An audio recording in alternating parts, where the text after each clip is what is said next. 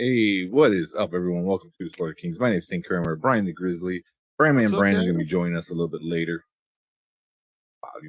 What is Guys, up? Chiefs. Let's go, Chiefs. Yeah, It's football, but you know what? I'm a nerd first. So of course we gotta do the show and have fun. I mean, I've been Ahsoka was fun to me. I don't care what anyone says. So I can't wait to talk about it. I mean, this is probably one episode that everyone is talking about how great it is. And I think it's Why I said it was going to happen. So, I literally said on Tuesday night, Chaos Theory, it's exactly what I told him was going to happen. Like word for word. I was like, this is what's going to happen. This is going to happen. This is going to happen. And it happened and it blew up and it was amazing. And wow, and they said episode 5 is just as good. It's, I don't get too much into it. But yeah, episode 5 is going to be pretty long. It's a longer episode and it's directed by Dave Filoni. So, it's coming. But we got Preston in the house. What is up, Preston? Hey guys, I can't be there tonight. I hope you guys have a good stream. I appreciate it, man. That's all right. Appreciate it. Yeah, it's always nice when I come into the room and then Preston already has something up there for me. I know he's here before us. And then the keep watch burn. We're gonna save that for a little bit later. But those are pretty good ones. You just want us to burn Fight Club at any cost. That's what he's trying to do. And what the viewer Drew, what is up? I think I think Drew put out a video not too long ago with 6 underrated comic book movies. Yep. And I haven't watched it yet. But he got Dredd on there. Judge Dredd is one of my favorite, and it's totally my uncle's fault. Growing up, he loved Judge Dredd, so I always loved Judge Dredd. But Dredd with Carl Urban. It was terrible. I don't know what y'all talking about. With Carl Urban? I didn't like it, man. What are you talking about? I do like the one with Sylvester Stallone. It's terrible. Oh man, but that's so over the top stupid. It's so funny. That's why it's comic book. That's what it is. But it's not Judge Dredd comic book. It's like silly, goofy kind of version. It's almost what's the movie with him and Wesley Snipes? Demolition Man. It's almost down that kind of type. Yeah, although I think Demolition Man is better than Judge Dredd. But Dredd was great, man. You're crazy. Yeah, that one wasn't that good. Oh man, they're supposed to be making a sequel, but they've been talking about that forever. So it's because no one wants to give them the money because it didn't make money. I mean, you're not wrong there. That's why no one's going to do it. Yeah. But I mean, you are the first person I think I heard where they said they didn't like that one, because I thought that one was fine. It was just like a better version of that character. You know what's funny? I love Carl Urban. I really do. I love him in almost everything he does. I just thought it was okay. It was just okay. He's good. I mean, the dude is the freaking king of nerds. I'm trying to find. I think I have a Dredd comic book on my desk somewhere. I have a Boys. Yeah, there you go. Somewhere on this thing. I mean, he is legit. Because everyone wants to say Henry Cavill, but I'm like, is he though? Because Carl Urban, Lord of the Rings, Star Trek, Riddick, Star Trek, Dredd, The Boys, like, I mean, Marvel, MCU. He was what's his name? The Executioner. I can't think of his name. Ragnarok. It's Scourge or what? You're right. Scourge. Yeah. I had to think about it. Scourge. Yeah. Oh yeah, he was in Doom. That's right. He was in Doom. That horrible, horrible movie with The Rock. Oh, he was in Ghost Ship? Ghost Ship was awesome. Only in the first 10 minutes. Because how everyone dies on the boat is one of the coolest deaths in any movie ever. It's like they kill everyone on the ship in a blink of the eye. And it's one of the best. I don't know if you've ever seen that. You just look up and watch the beginning scene. And it's fucking awesome. But then the rest of the movie kind of sucks. But that beginning scene when they kill everybody, that is the best way to kill an entire cruise ship of people. Yeah, he was in a bunch. He was in Star Wars. Who the fuck was he in Star Wars? Why am I drawing a blank? Who he was? He was in Star Wars. He was in the Rise of Skywalker. Carl Urban was?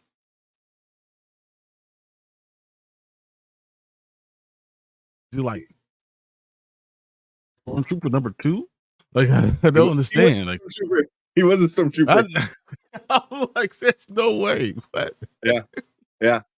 Dude, like everybody wants to be in that movie. I supposedly Daniel Craig was in it. He was one of the Stormtroopers as well. Lin-Manuel Miranda was supposedly in it. He was like one of the soldiers with the helmet on. It's just like everybody. You talking about Carl Urban? He was in Born Supremacy. Yeah, he was in a few Bourne movies. I remember him as the assassin. So, yeah. Also, it says Jodie Comer was Rey's mother. I don't remember. I don't remember. It was a real small scene. That scene was real short. It was because super they showed quick, her father and mother really quick. Yeah. I was like, really? Jodie Comer? Yeah. But yeah, go check out Drew's video, 6 underrated comic book movies. The Matt Film Show. What is up? How you doing? Hey, how's it going? Yeah. The Cubs are about to be number 1 now. No, I have not kept with any I have, because I have the thing right, but they lost tonight 6-2 to the Diamondbacks. So now they put some 2 games behind, because both of them, they're 2 games behind Milwaukee. So yeah, I keep up with all the crap. Yeah. I really not too much. I mean, I'll probably start. When's the All-Star break? Usually I start paying attention to a long time ago. Okay. Oh fuck, man. Oh yeah, we're in September already. You're like 28 days left, 28 games left. Yeah. That's not much. I do all this year's really been football. Like that's all I really just been focusing on to get ready for fancy again. So, well, you needed to study. That's all I know. Yeah. Brendan said, Really? did you hear Ahsoka will be in theaters? That's the rumor. Is episode 5 of the season, so that it would be. That's what I was saying. It's supposed to be so good. It's what, 53 minutes or something like that? Yeah, it's gonna be like about an hour-ish, a little less. But yeah. So I doubt it though. That's the rumor, but I doubt it because they would have already need to have announced it. No, they don't, because remember when I was watching Picard, and they actually took the last episode of Picard and they put it in some select theaters.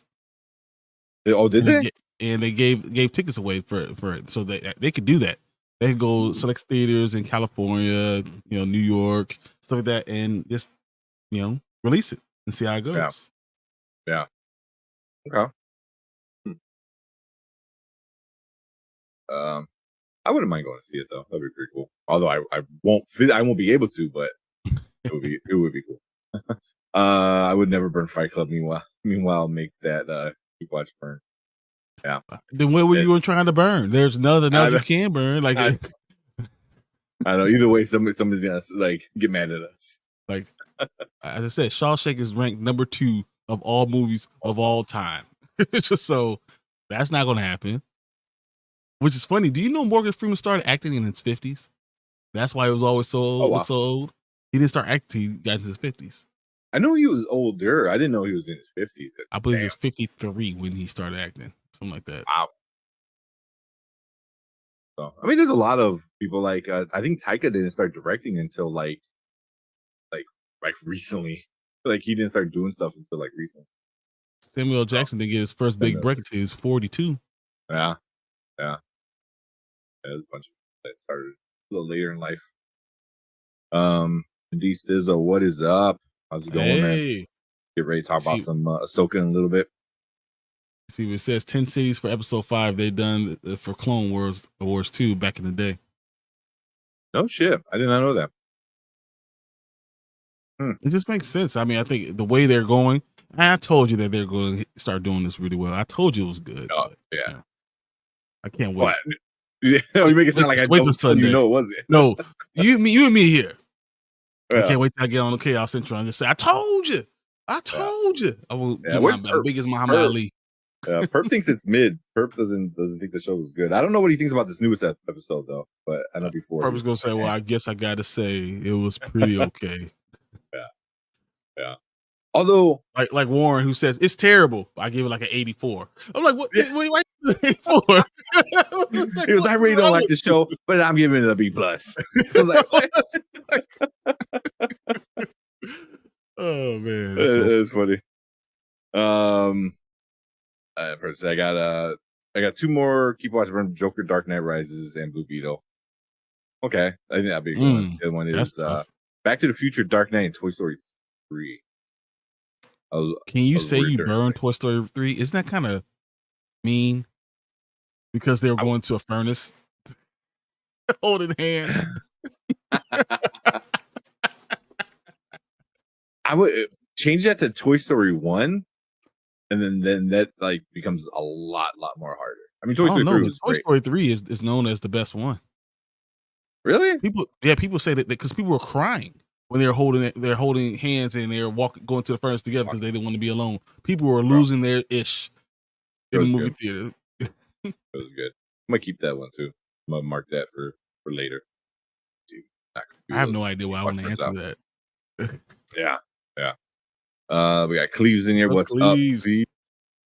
Then Diesel said, been a Cubs and Sox fan most of my life. Nice. Are you from the Chicagoland area? That Or close has to to have to Midwest? be. Yeah. Well, the big 'Cause rumor is Sox might be moving. to Tennessee, it's not Yeah, happening. It's yeah. not happening. I I I don't see it happening. But you never know. No, Jerry. Yeah, no, it's not happening. Yeah. And like you said, it's a ploy, because their contract ends in what, like 5 years or something like that. Yeah, So it's a ploy, like start it now, and then kind of get that ball rolling now. So when 5 years from now, it might dude. become a bigger thing. They said, he's like, wait, we might leave, and they're like, Chicago just went like, eh? It's Yeah, just like, it's like okay. that's hard to do when you already there's just another baseball team. No, see, Yeah, you know what's funny? Their attendance was great in 2005, 2006, 2007. But when you start doing stupid crap and you do it for 20 years, like, when they finally were building up, they just lost it. So yeah. I don't know. Too much They Kenny started Smith. building up. They started building up again, and then they lost it again. I think like Yeah. at least the teams that were getting more popular because they were winning, and they were like, "Oh man, these guys are gonna do something." And then the next year, they just completely crapped out. And I was like, Yeah. "Ooh." And then no one gave a shit. Back to like empty stadium. $5 tickets. So There if are you want $5 tickets for real. they are, yeah. The best thing is $5 tickets to get in, and then there's a few apps where you can go on the app and upgrade your seat for like $5 more. Next thing you know, you're like behind the bullpen or like behind home plate, and you only So I spent like paid, $15, I paid $15 to get to this seat. and you're on TV. Yeah. I know Eric goes. I know Sox Park for a superior food selection. That is true. Oh, it definitely has the best food. So I went to the Behind the Plate Club. Oh my Ooh. God. The food there is amazing. Oh Yeah. my. Like, you think the stadium is good? Behind the Plate Club. And it keeps on coming too. Oh my gosh. We had problems. They have a low tech. Yeah. They were listening. They know what I like. They know their audience. Like, Hey, yeah. we all I- like it too. Oh, yeah. I'll take it. See, I take chili powder on corn. Makes perfect sense. Stop putting it on my candy. That's where I draw the line, Erica. That's where I draw the line. Where's Sergio? We need you need to go. He has his hot take episode coming up this Sunday. Oh, That needs just to be a wait. hot take. Just wait. Hot take. I don't like I'm hot gonna come in. Yeah, I know I'm coming in. I hate mango. Should not have chili powder. Stop doing it. Sergio's gonna kill me, man. Like, and remove, blocked. Exactly. Is that how's the war with Liam? Dude, every day. For real. Me and him. Yeah. Never. I don't think I'm gonna watch it. I'm having a hard time. Like, I don't think I'm gonna watch it. I really don't think so. I'll watch it. I'll give it a shot, but it's definitely make or break. It's one of those things. I feel like I'm going to complain about it no matter what. This thing with it, I'm going to sit there and look at it, and I'm going to be complaining about stupid stuff the entire time. Yeah.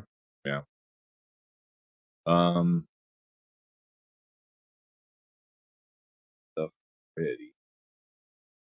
Figured. Before we get into the trailers, let's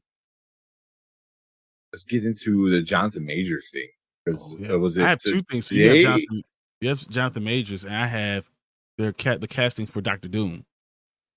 Oh, is that, man? I stopped following any of that shit because every week it's you're gonna go through all of Hollywood and whatever they're saying. I can tell you right now, whatever they're saying is not gonna happen. You know why? Because no one's making any deals right now. No one. But I like this casting. Yeah, I like it. Yeah. Okay. You want to do that one first, then? And then we'll do Jonathan Majors. It's just okay. So because Jonathan Majors is gonna go real big. I think. Hey, see for yourself is here.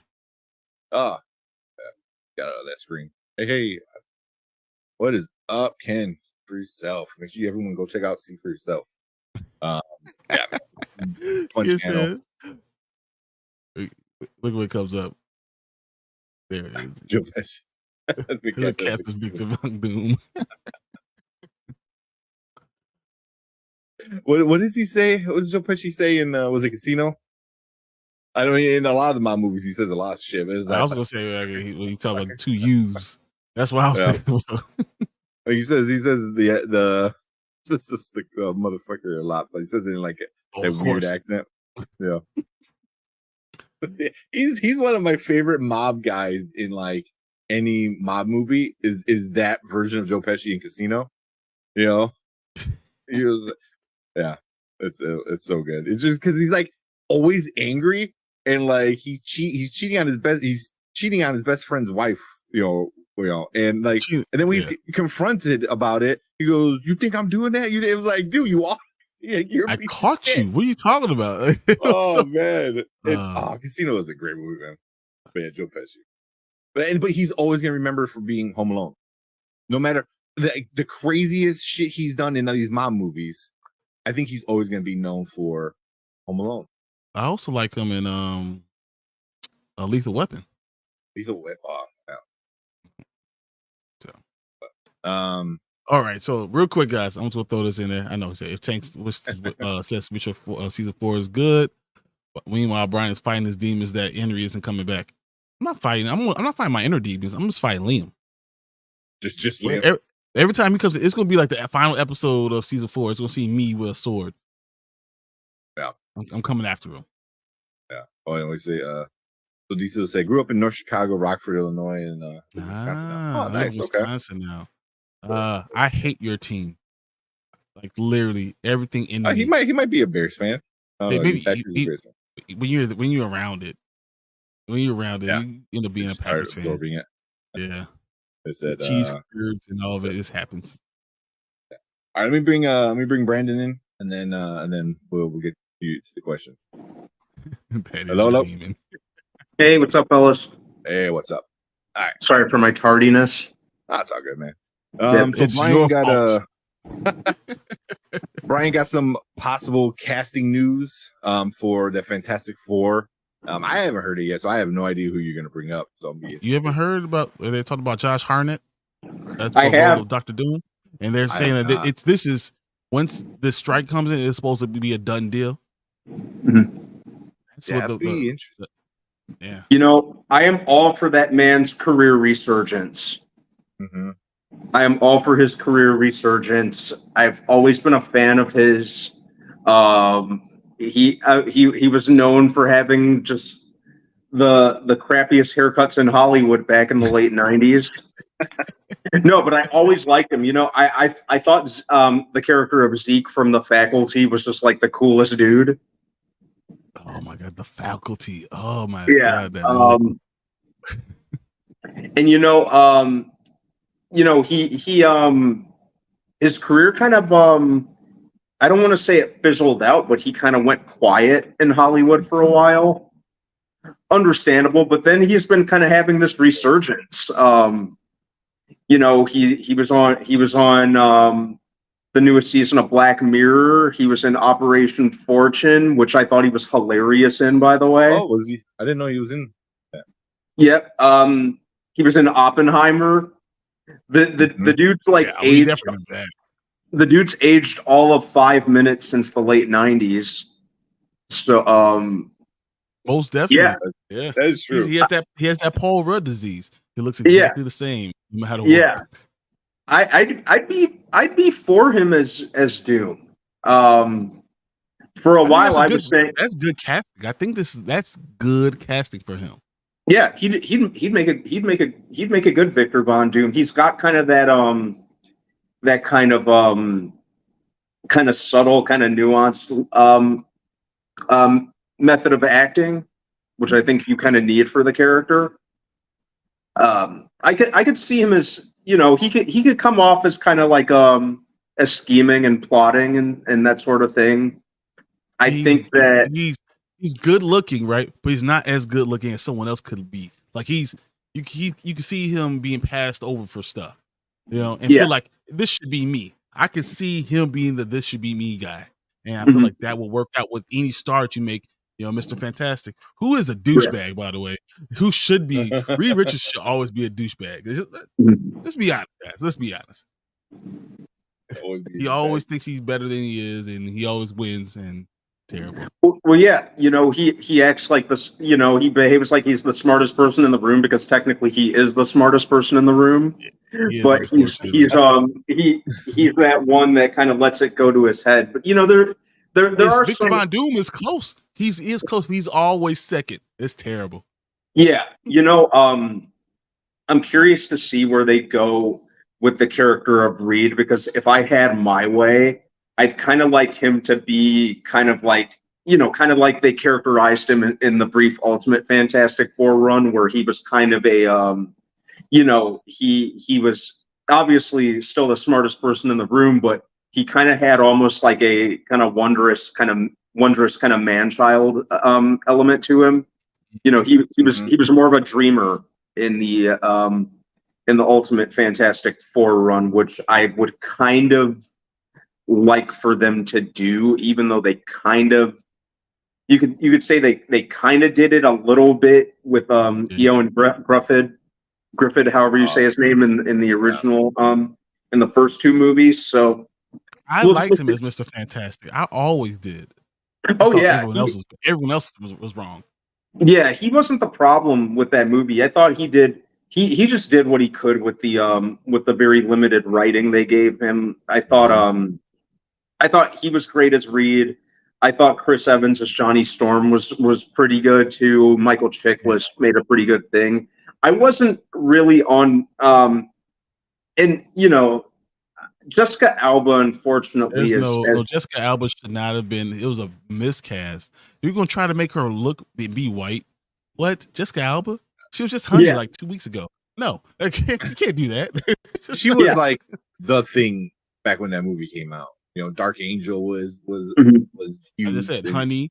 When she was dancing and all that stuff. I mean, there's no reason that they should have done that. No, that was the only reason they cast her. You said it, Tank, is because she was the it girl at the time. Yeah, and I don't blame her for taking the role. It's it's a role in a potential franchise. Who wouldn't take it? But the way that they tried to of all the fantastical elements of those movies that they had, don't sit here and try to tell me that Chris Evans and Jessica Alba are blood relatives. And even he and they even tried and they even tried to like white her up and make her with the that's what I said. They gave her blue context. Yeah, they tried to do it, but it's like, you're still Jessica Alba. We know. We can look at you and you look a certain way. That's just, come on, guys. Yeah, stop playing with me.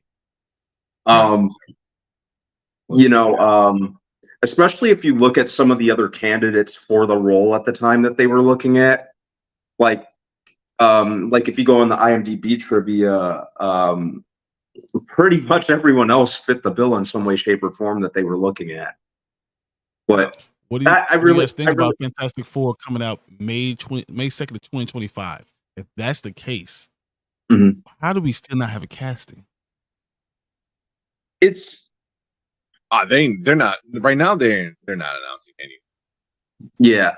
Yeah. I mean, no, but I mean they could have. Do you think they had a casting, or is this something that they might have been hasn't been answered? close. They might have been close. Mhm. But now, see, part of me is like, maybe they can still deal with it, but that's not like a studio and the actor. It's a studio to the agent and manager. Then there's too many in betweens, and if any of that gets leaked, man, then that actor will be like blackballed in Hollywood. Like it almost happened with what's her name? I think they're gonna push it back an entire year. I literally think Oh yeah, Fantastic Four, everything's gonna push back a year. well, everything's like what is it? Daredevil suspended indefinitely. A bunch of stuff was suspended indefinitely. Because there's no. Disney lost hundreds of millions of dollars in doing this. Warner Brothers did too. Yep. In filming, hundreds of millions of dollars. Yep. I mean, Disney will get it back, but I mean, Warner Brothers will never see it again. Yeah. I mean, Disney always has Disneyland to make up, and Disneyland has always been the main thing that Disney Disneyland, Disney World. If they need to ever make money, they just re-release Lion King. Wait a minute, they're doing that. Just saying. Yeah, but the actors' strike and writers' strike is really effing. But it really is, because I mean, it affects more than just the actors and writers. All the other people that have to do with filming the movie. But I was like, these guys want things. And it's not even just money. Because I think we talked about it last week. If it's just about the money, then it would be done by now, because the money's there. The money part of the deal is there.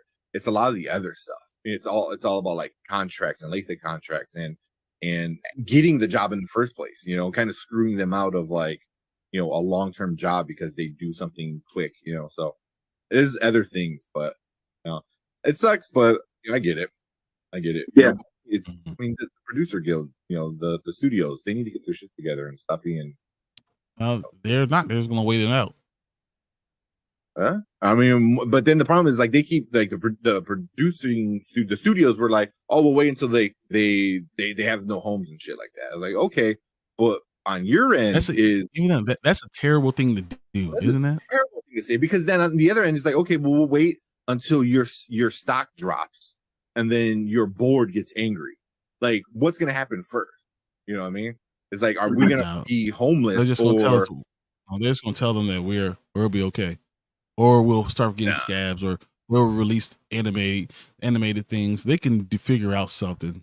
I mean, right now they're bringing a lot of stuff from China, and they have vaults, and there's other things like AMC has a deal with actors. They can do things. So like that's why I said like Interview with a Vampire is filming right now, so like they can do things. They can make smaller deals. A24. So that's why, unfortunately, they can. But yeah. We got a few other things. I think MCU is quietly resetting the next time Feige does his his presentations. His presentations. That'll be Phase 5 and 6 map is gonna look drastically different. I'm just guessing, probably. Because even like D23, I don't think Marvel is even going to be at D23 this year. Not anymore. I think kind of taking it, taking a breather and kind of taking it easy might be the best thing for Marvel right now. Because remember last summer, man, like they just so many announcements at the Comic-Con before last, where it was just but they had a lot of stuff waiting. They had a lot of stuff waiting. They had a lot of stuff waiting. I think they're going to go back and they're going to say we're going to do three movies a year. Just like cut it back. Yeah, I think if they kind of regroup, and just kind of take it easy for a second, it might even be a good opportunity for them to kind of get it together in terms of quality, even though I've thought like, the latest phase of the MCU has been interesting. It hasn't necessarily been my favorite, but I don't think it's been without its merits at all, but just to kind of regroup and kind of get it all together, get their ducks back in a row, so to speak. That might be the best thing for Marvel right now. Just focus on the quality, and rather than just oversaturating the market with a lot of stuff. Yeah. I don't know, but I think part of it was the pandemic. Having that all that time for them to write, for all that stuff to be piling up, is why we got so much stuff at one time. I think they know that was a problem, but they didn't realize it when they were doing it because they were just working. They were like, okay, we got to work now. We got to work now because everything was shut down, and now we got to put all this stuff out.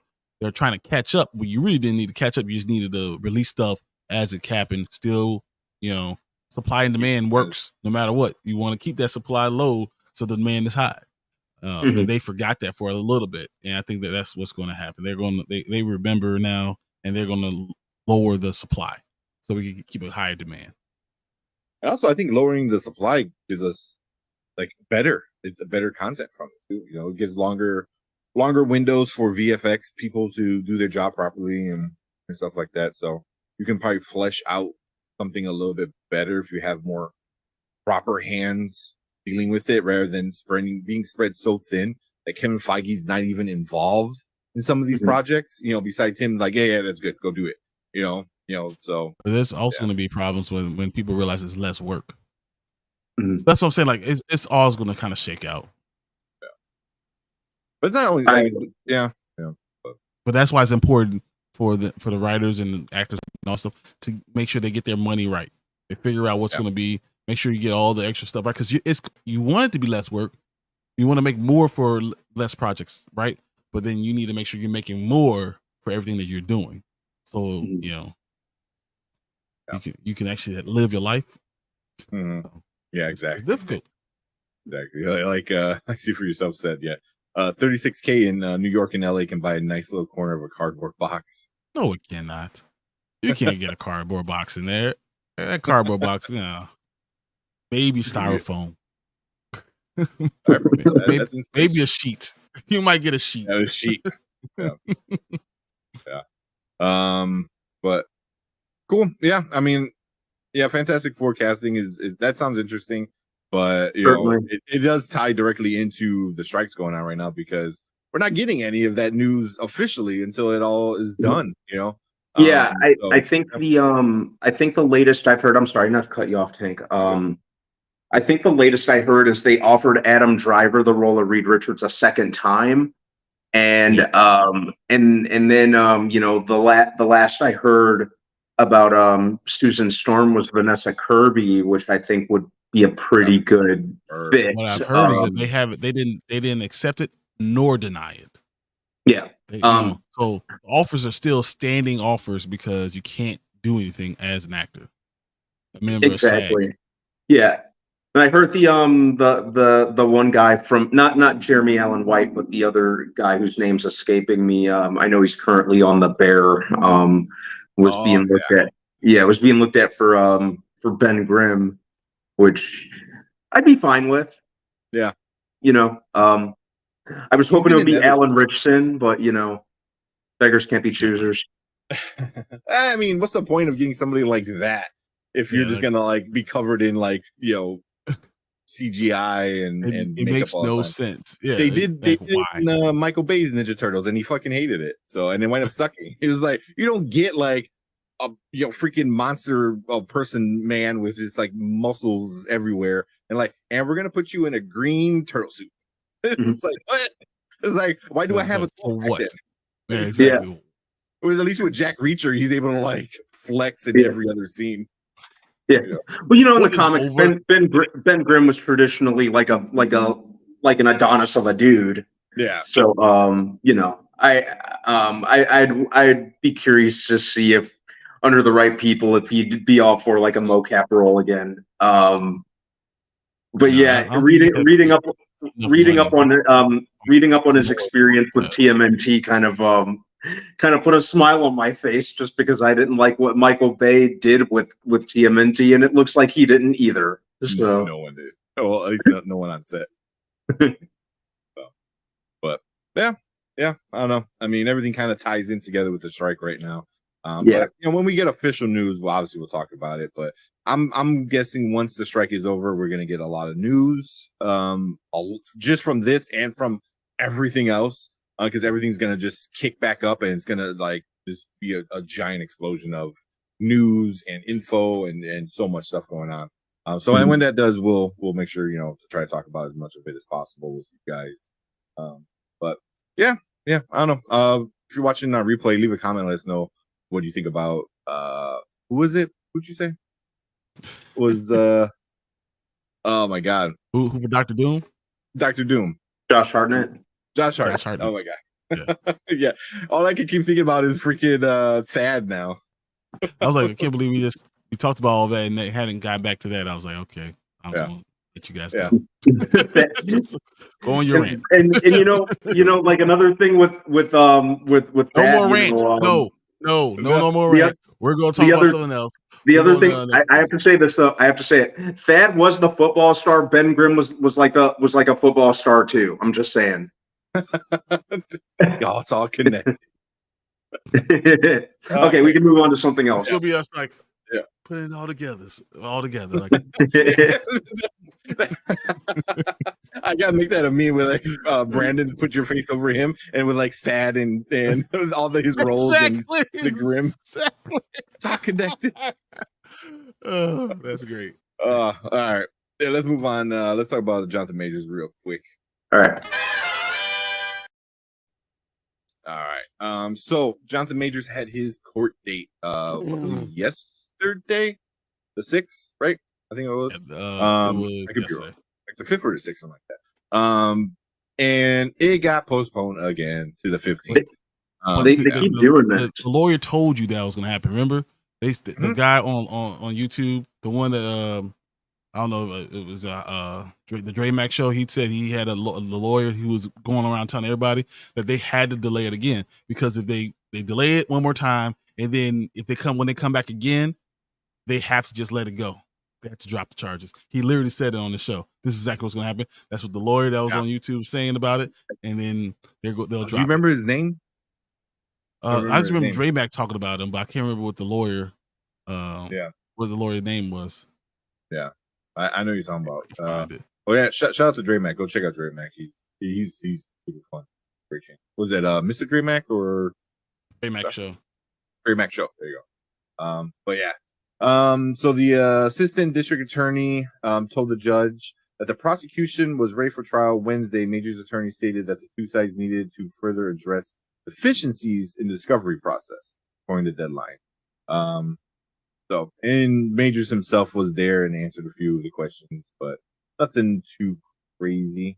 So basically, like from what I understand is that the prosecution said they're ready to go, but the thing is like, oh yeah, we're ready to go. Yeah, we just submitted a bunch of evidence, and now the defense was Majors on Majors' side was saying that they need to work out. No, but there's a lot of process for them.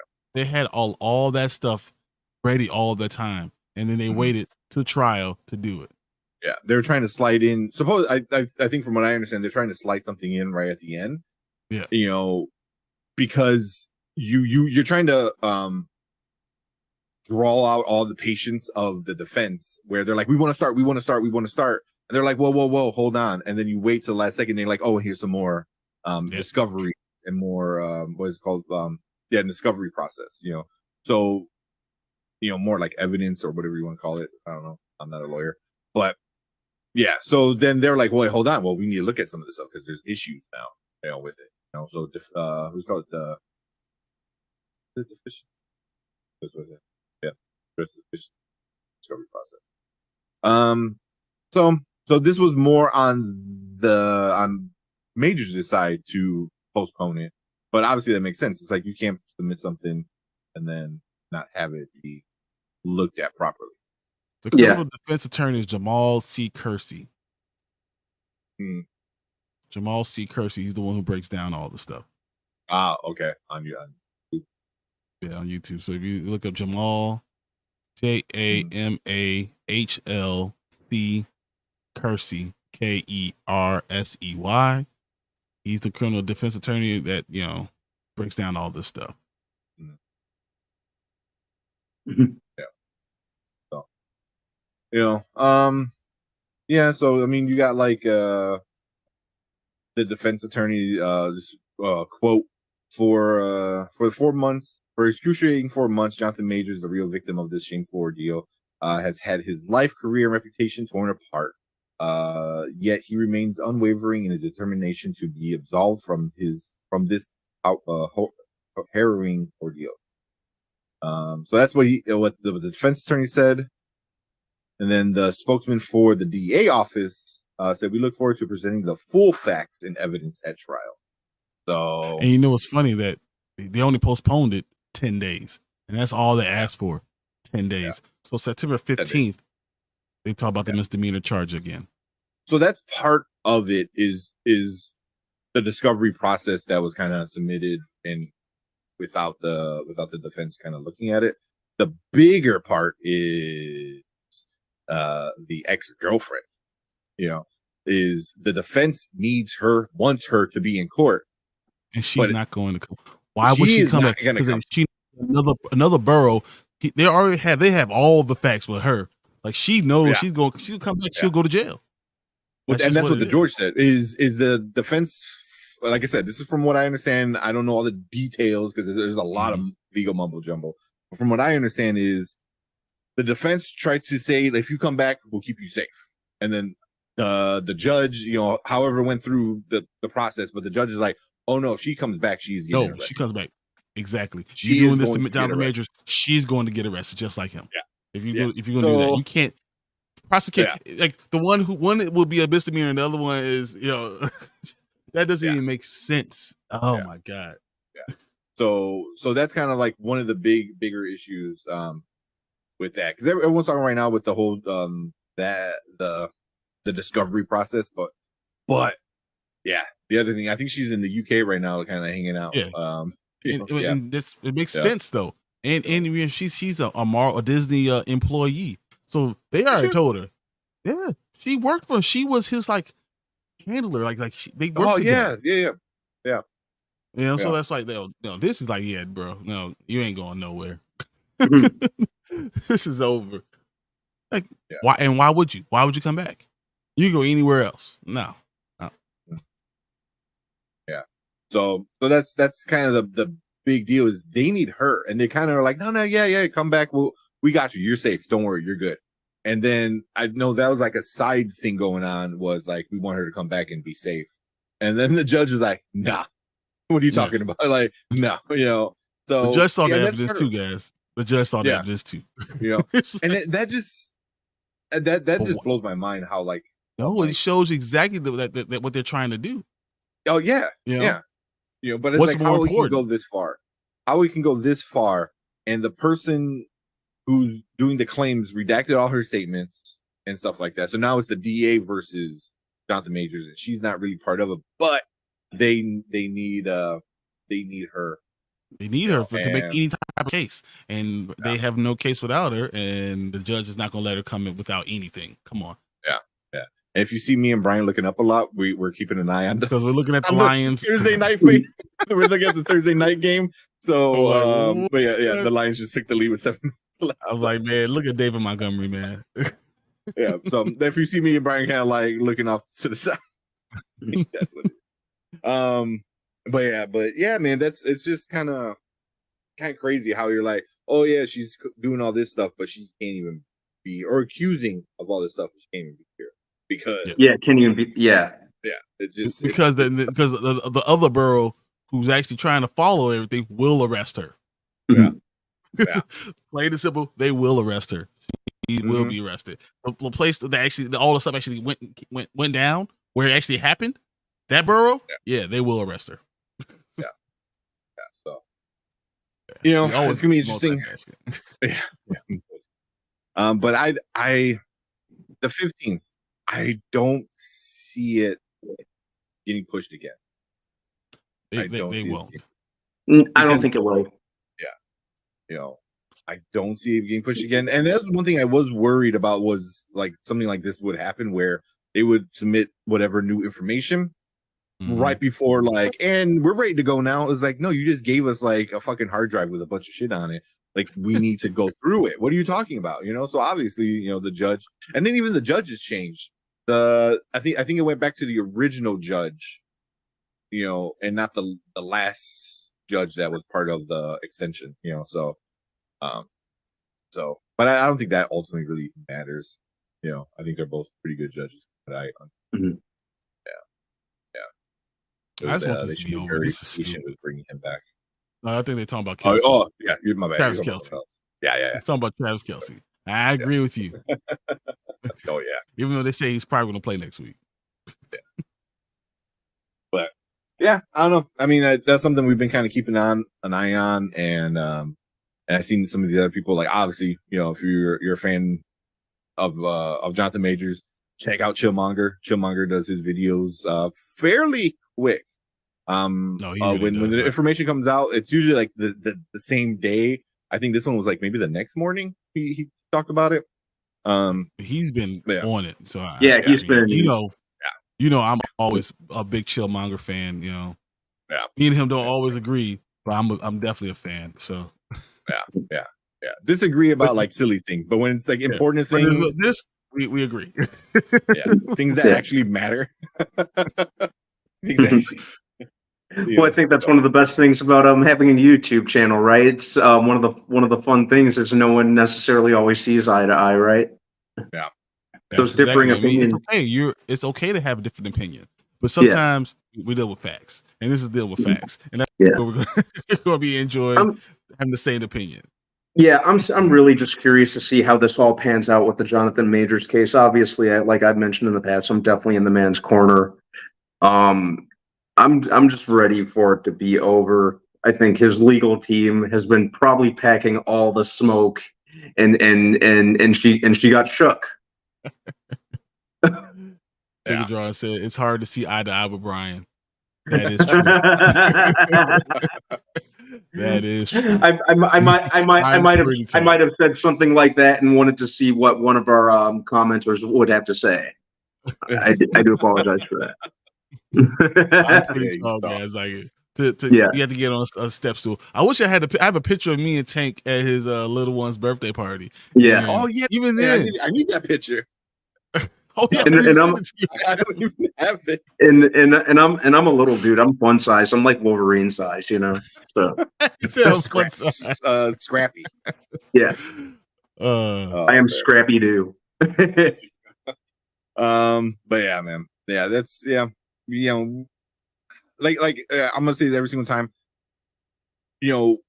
We're not bashing like victims and stuff like that, but also we're bashing people who take advantage of situations, and it's just not. I think her. I think the cops, the DA are also taking advantage of who is being blamed in this situation and trying to like. For me, I think trying to make they're trying to make a name for themselves. Why are you going after this person doing it? If you're looking at this and all things were equal, why would you go after this person?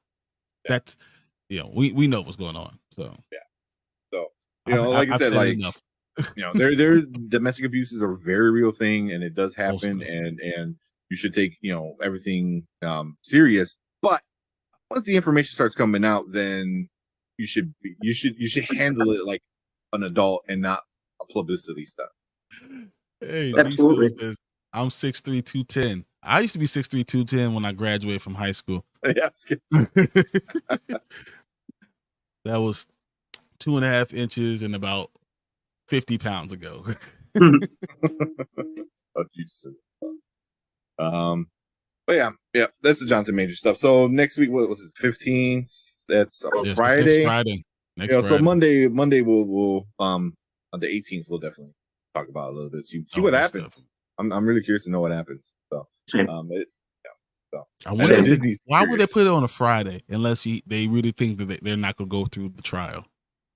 True. Usually, if you want to do something like that, you'll go through on Monday. You didn't got the rest of the week with the jury and stuff like that. Exactly. Yeah. So that's very interesting. A good point. Yeah. Well, so let's just see. I don't know. Yeah. We'll see. Wait it out. That's all we can do, right? Yep.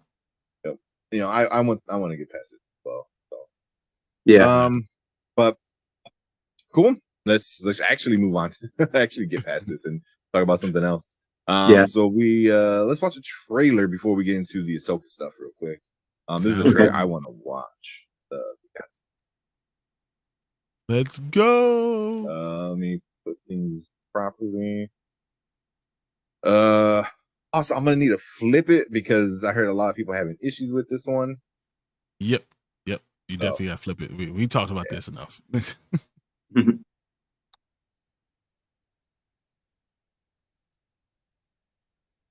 it. And it kind of works. All right, let's do. Oh shit! Let me actually set it up first. Yeah, put it all up, and then we'll hit this thing. Here. All right, let's do. All right, welcome to Spoiler Kings. My name is Tate Kramer with Brian the Grizzly, Brandman Brandon, and we're gonna check out the brand new Godzilla -1 trailer. I have no idea what -1 means. But I haven't watched it yet. I've been saving it for this to watch it with you guys. So yeah, I don't know if you guys are ready to watch it. I am ready. Yeah. Mhm. I don't know if you guys hear it. See me in Tokyo.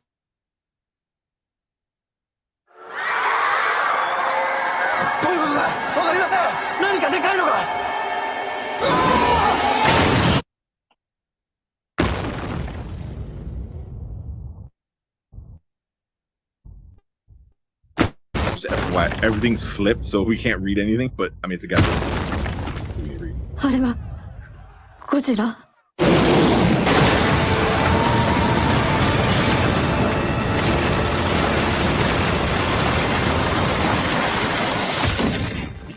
Oh.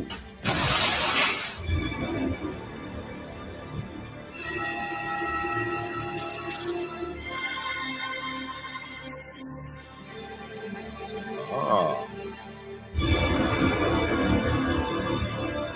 なんで俺たちこんなところに呼ばれたんですか？政府はこの情報を国民に伏せています。誰かが貧乏口引かなきゃなんねえんだよ。みんな死んだぞ！この橋知らず！その怪物は許しちゃくれない。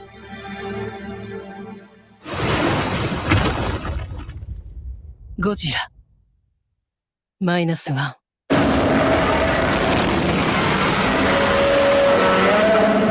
That's coming out of IMAX. I am so in. Anything Godzilla, kaiju related, that's automatically my butt in the seat.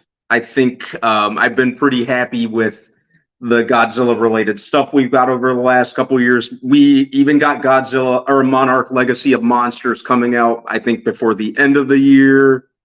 Next spring or April or I think March or April, one of the two, there's the Godzilla versus Kong 2 coming out. So there's going to be no shortage of this. I feel very spoiled in this regard. And I think this is another Godzilla from Toho. So yeah. Mm-hmm. Yeah, I'm in. I'll see it in IMAX. Oh yeah. Definitely in. Yep. Big crap. That's a lot of Godzilla content coming at the same time. I know. That's I'm not even mad. No, but that's my worry. That is my worry. Much. Is it too much? Once again, you don't want to oversaturate stuff like that. So like you have to watch what you're doing. So I worry that though as good as that looks amazing. It really does. But will it be too much Godzilla content and then something doesn't get watched because of it?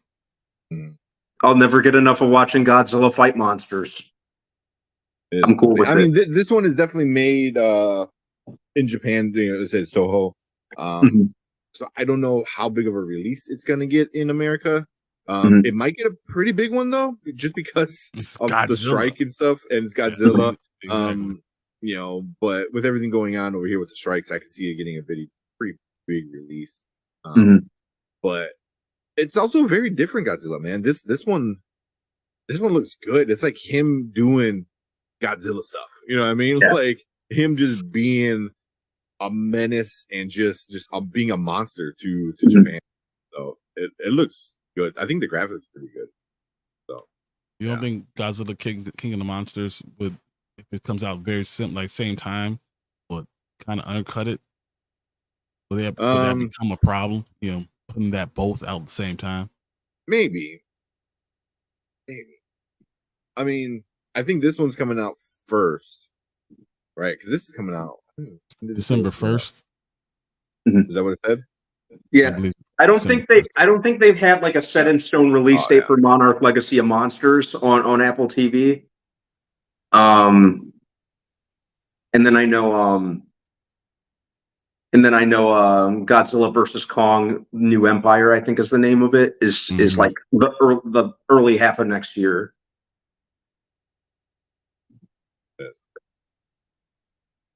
Yeah. So this is gonna come out first, and I think people are they're gonna wait and see how it looks. But even the Godzilla looks like. I mean, this is like, back to what you think when you think of Godzilla. You think of him in Tokyo, destroying Tokyo. That's just what you think of. So seeing it from that perspective is very cool. I understand exactly what we're doing, but I do worry that too much Godzilla content at the same time might be a problem. Yeah. I think it'd be okay, especially like if this is like more Japanese, which obviously it is. I think it'll be all right. Yeah. And I get what you're saying, Brian. Definitely, it's like we're getting like a handful of Godzilla stuff all at once, even though Godzilla vs. Kong was almost 3 years ago. So I definitely get that. But at the same time, I just love watching Godzilla fight monsters, other monsters. So him just being a badass monster. Yeah. So I'm cool with it, but I definitely get what you're saying. I absolutely get what you're saying. I just don't worry about it because I think Godzilla is probably one of the best monster. Period. Him and King Kong are just are legendary. Yeah, and I'm do too much. Even though I'm still kind of in my even though this was like 25 years ago, we're talking about 25 years after the fact. I'm still a little in my feelings about Godzilla '98 from Roland Emmerich. Like, what were you doing? What did you think you were doing? You're really going back in the scrolls, like, man, 1998. I didn't like this. Yep. Well, Pepperidge Farm remembers. Yeah. So whatever we got to do, all the Godzilla content we can get that'll just kind of wash the bad taste that left out. I'm pretty sure that's not how it works. Just bury it under actual Godzilla content where he actually fights monsters, not some Jurassic Park ripoff. So this is what we're doing. When we talked about Marvel, right? Marvel oversaturating it, and you're not worried about the oversaturation of it, and then we get the same thing going on. You don't want to oversaturate the content with all this stuff. So you put some space in between it. Just look at this as them doing it for the greater good, so that we completely forget about Godzilla '98. The more we put in between that movie and all these new ones, the better.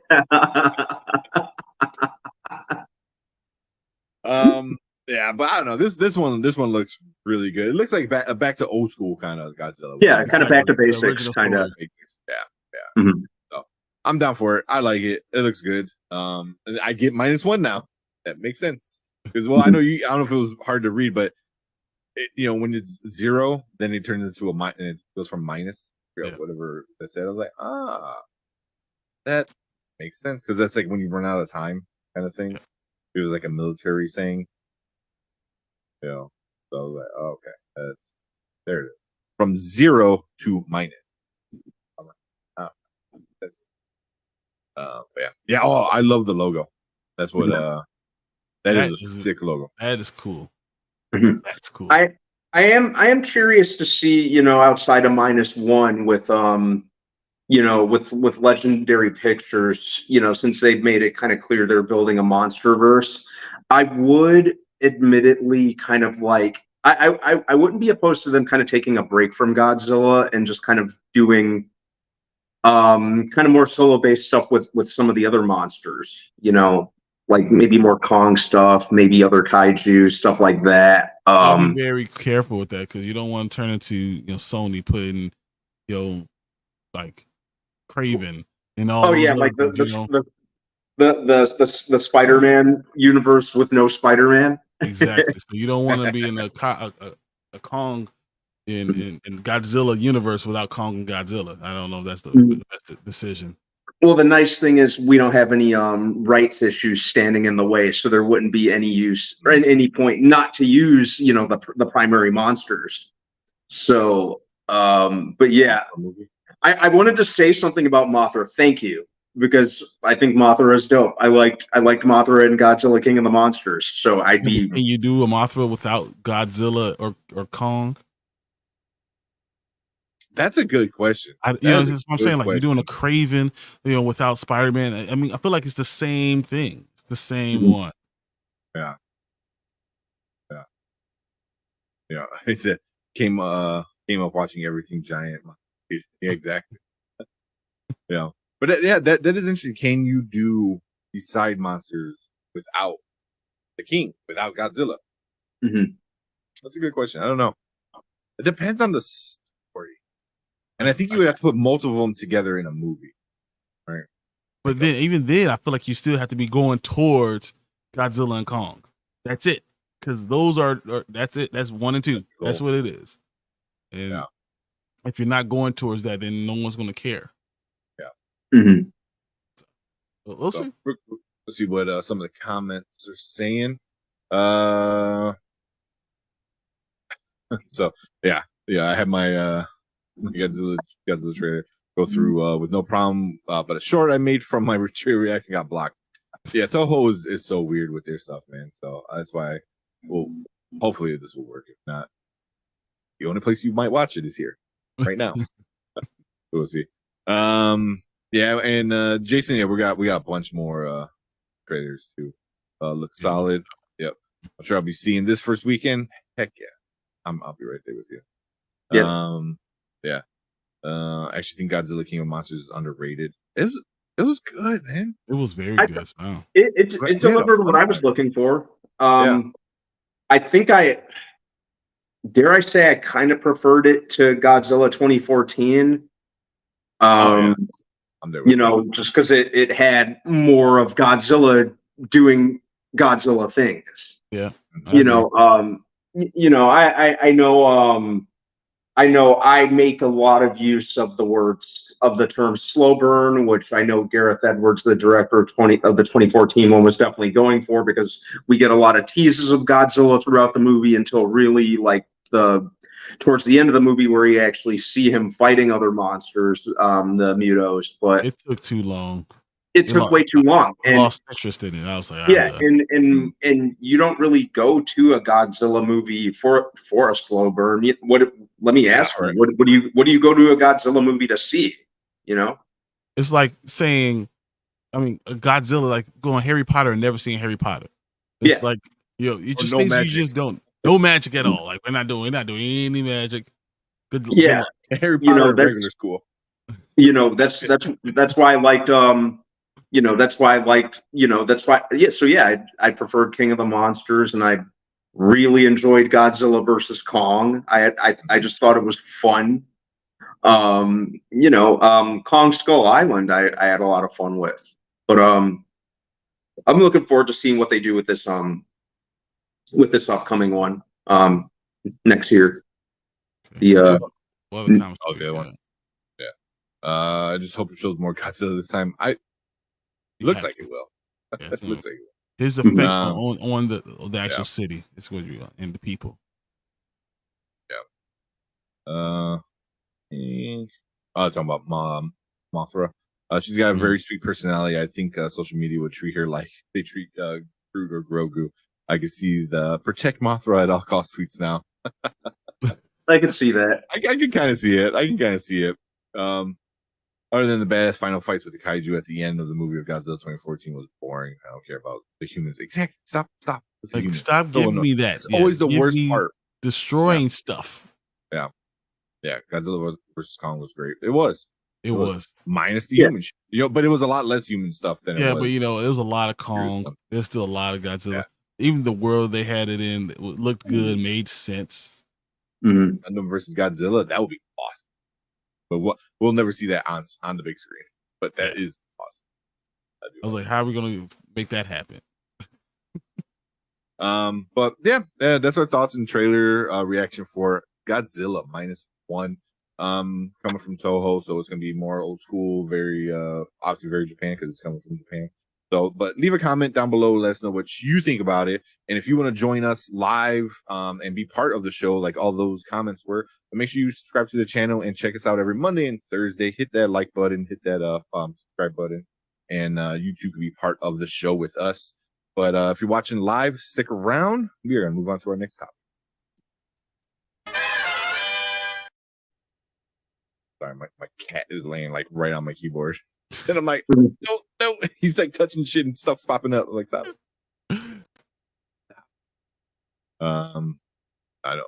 See, I know Jason wrote some stuff. Sorry, man. So he said a lot of interesting trailers, which I think I messaged you guys earlier because there's Godzilla, the boy and the heroine. We're for sure gonna watch that tonight. That's Studio Ghibli. It is Studio Ghibli is one of my favorite studios. Like everything they do is just perfect.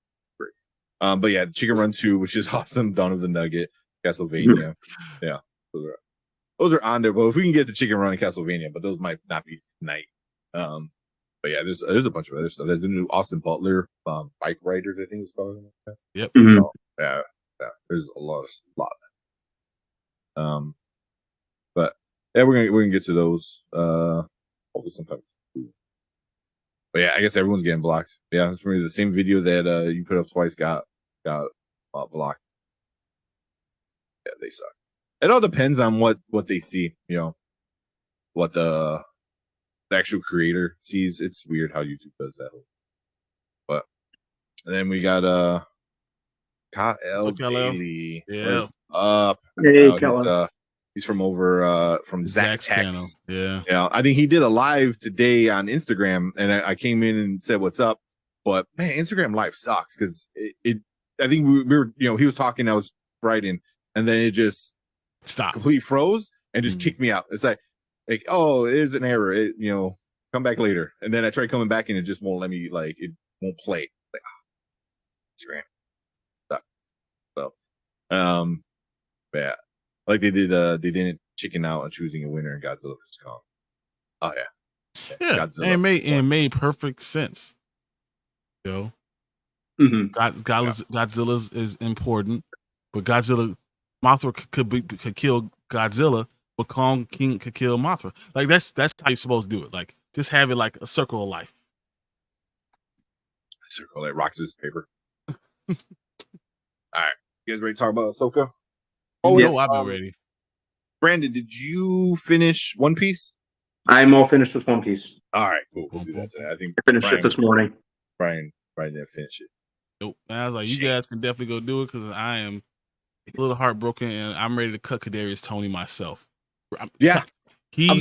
Like, dude, you literally lost the game for everybody. You suck. Straight up suck. Well, where is that? I know Ken said something about that. Like you should they should take your paycheck away and give it to get someone else, anyone else. Chris Jones, hey, your paycheck deserves to go there. Kadarius Toney might not have a job tomorrow. He don't deserve one. He's not going to be on anybody's draft. I got him on my team. I think he's going to be gone. I'm pissed off that I picked him up and I picked him up pretty late, but I was like, damn it. Yeah, I told you not to get him. I know you did. And as soon as this whole time, I was waiting for Brian. Like, I told you, to win with the Eagles defense, which I might. I might go pick up a second defense. That's what I said to do. Oh man, but yeah. But since we're talking about fantasy football, come check us out on Sundays. Where's the banner at? There it is. So this is a little bit older. I got to update it, but it's gonna get updated. But don't worry. So every Sunday, I don't know why I'm all blurry now. Every Sunday, we are live 2 hours before kickoff, and we're answering your fantasy football questions, talking about who's not playing, who's playing, who's hurt, who's questionable, give you all that info right before kickoff. And we have a blast doing it. Then Tuesday on the same channel. So this is all on the Dynasty Pylon channel. Link in the description. Tuesday, me and Brian, we talk a little bit about the Bears. Then we get into waiver wire. And at the end of the show, we get some other guys coming in. And we talk IDP waiver wire if you're into the IDP stuff.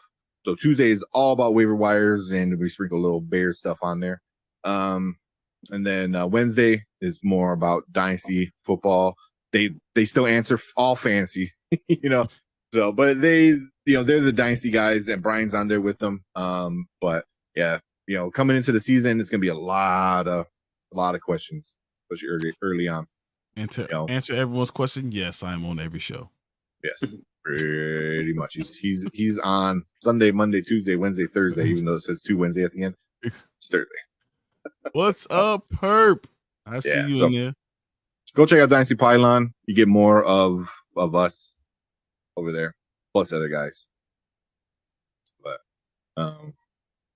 hey, Cookie. What's up? Cookie Monster's in here. Yeah, Cookie. Just in time, because Perp. I want to know what you think about Ahsoka. Ahsoka. We are gonna start Yeah, talking about Ahsoka right now. Let me bring up the background. Put the Rosario's next to. Perp. Hold on. What is that? Yeah, I'm not on those horror podcasts. No, I'm not. You know me, guys. I don't like being afraid. I don't like being scared. If I can't beat it up with my fist, I don't need it in my life. Like straight up, hey. It was so funny. I was talking. Well, it's cool, man. I'm down with all things horror. So there you go. I can't this weekend. Maybe we can get Brandman to join you this weekend. I'd rather fight a bear than fight a ghost. Give me a bear movie. Yeah. So I can't this weekend, but for sure next weekend I want to join. Yeah, no, probably can't because I'm coming home that weekend. Yeah, I'd love to get in on that, man. We're about, especially with us about to be in spooky season. Come on. Yeah. I know I'm gonna reach out to Perp in a little bit for our Halloween stuff. We need to figure that out. Definitely. Nice Halloween season stuff going on. One of my favorite times of the year. I am actively costume shopping right now and deciding on what I'm going to go for this year. Yeah, I don't costume shop. I costume what fits. Yeah. Make your own. It's like, I'm this big, guys. Yeah, no. What fits? That's what I'm going to be this year. There you go. You said happy spooky season. Yeah, I'm so excited. Excited. There's a few YouTubers I gotta decide, man. I got a couple options. I don't know if I'm gonna be like another Spider-Man variant this year or do something completely different. I haven't decided yet. There you go. Be Eddie Munster again. Or what's his name from Stranger Things? Isn't it Eddie? Eddie Munson? Munson. There you go. Oh, okay. Be like every other Eddie person. Munster. I was like, what? Eddie Munster. Wrong. I was close. Missed the P in there somewhere. Now you're bringing back my PTSD of watching Rob Zombie's Monsters movie last year. Oh God. Hey, D Stizzle. I knew there was something I liked about you. I knew. That's funny. It's too much for me, man. And then right here he goes, "You make me sad." I'm so disappointed. I'm so disappointed. I'm telling you, I gotta fight. I have to be able to fight it with my hands. If you come and you go through my fist, I'm walking. I'm leaving. Yeah. I'm never gonna be in a horror movie either because you know what? I pick up my knees. I never trip. I don't fall. And if I did, I know how to bear crawl. You wouldn't catch me. You're done. I ain't gonna be that dude. Oh, he tripped and fell. Oh no, he's doing it. He's still going 30 miles an hour. How is that possible? So there's a few YouTubers I watch that do like Disney parks and stuff like that. Horror nights in Universal just started, and some of them are putting out their videos of like the tours and everything. Man, that looks great. They're doing a video game version of Last of Us, and they got Troy Baker and they got I can't think of her name, the chick who did Ellie in the video game. Ashley Johnson or something like that. Something like that. They got them to come back and do stuff specifically for the haunted house. That's awesome. So yeah, that's amazing. Yeah. So it looks great. I was in the middle of watching something earlier today. I didn't get fit to finish it, but Horror Nights is just peak scary. Like, not even the just walking around Universal is awesome. And I'm like, I can't wait. I can't wait. I know they're in costume. That's less scary. I need a real ghost. Real ghost. I need Supernatural. How do you know? Maybe they are real ghosts. If I could punch it, it don't matter. You gotta try it. What if you try to punch it and it doesn't happen? So you got, then what? Is he Brian trying to punch like a clown that he thinks is real, and then his hand goes through it, or he just opened his mouth all big and. I no, honestly, no. I will punch and it misses, and I will literally just keep on running. You will never catch me. I'll be that dude. I'm telling you, even if I trip, I'm bear crawling. I'm galloping. You're like, how's he doing that? Yeah, I'm part werewolf. No, yeah, it's just not happening. Oh man, horror geeks out here ready to freaking start a riot, man. I'm glad Eddie died. Horror geek woke up and shows violence. Seriously. if you I put that on like social media, man, the hate you will get. How dare you? I wish you died. Like, more power to you, though, man. I'm not even mad at those differing opinions. Much as I like the character of Eddie, I'm not even mad. I respect it. I respect it. You knew he was gonna die, right? I mean, like you introduced the character that season. Yeah. It's like you mad at someone in Star Trek that had a red vest on and he died. Well, guess what? They foreshadowed at the beginning. Well, there's a funny Futurama episode where a monster abducts the crew, and then it goes through all the crew, and then this side character has his apprentice, and no one's ever seen him before. You know, and it's like, guess who died first? You know, like. The guy that we'd never seen before. Like it was like, so like that's how like every horror film kind of does it, you know, or at least a series and stuff. So I was like, yeah, Eddie was destined to die from the beginning. All right, let's get through these things. I want to talk about Ahsoka. Oh yeah. One Piece puts was it excuse MCU It's Marvel's. Yeah. Yeah, it does. Yeah, it does. Yeah. I'm gonna keep that for when we talk about One Piece. When we talk about One Piece a little bit. That's a good point. Rob Zombie made that movie as a quick cash grab because it certainly didn't go on the budget. I don't know what the hell he was doing, man. The trailer looked terrible, so I was like, "Yeah, no one's going to see this. This is terrible."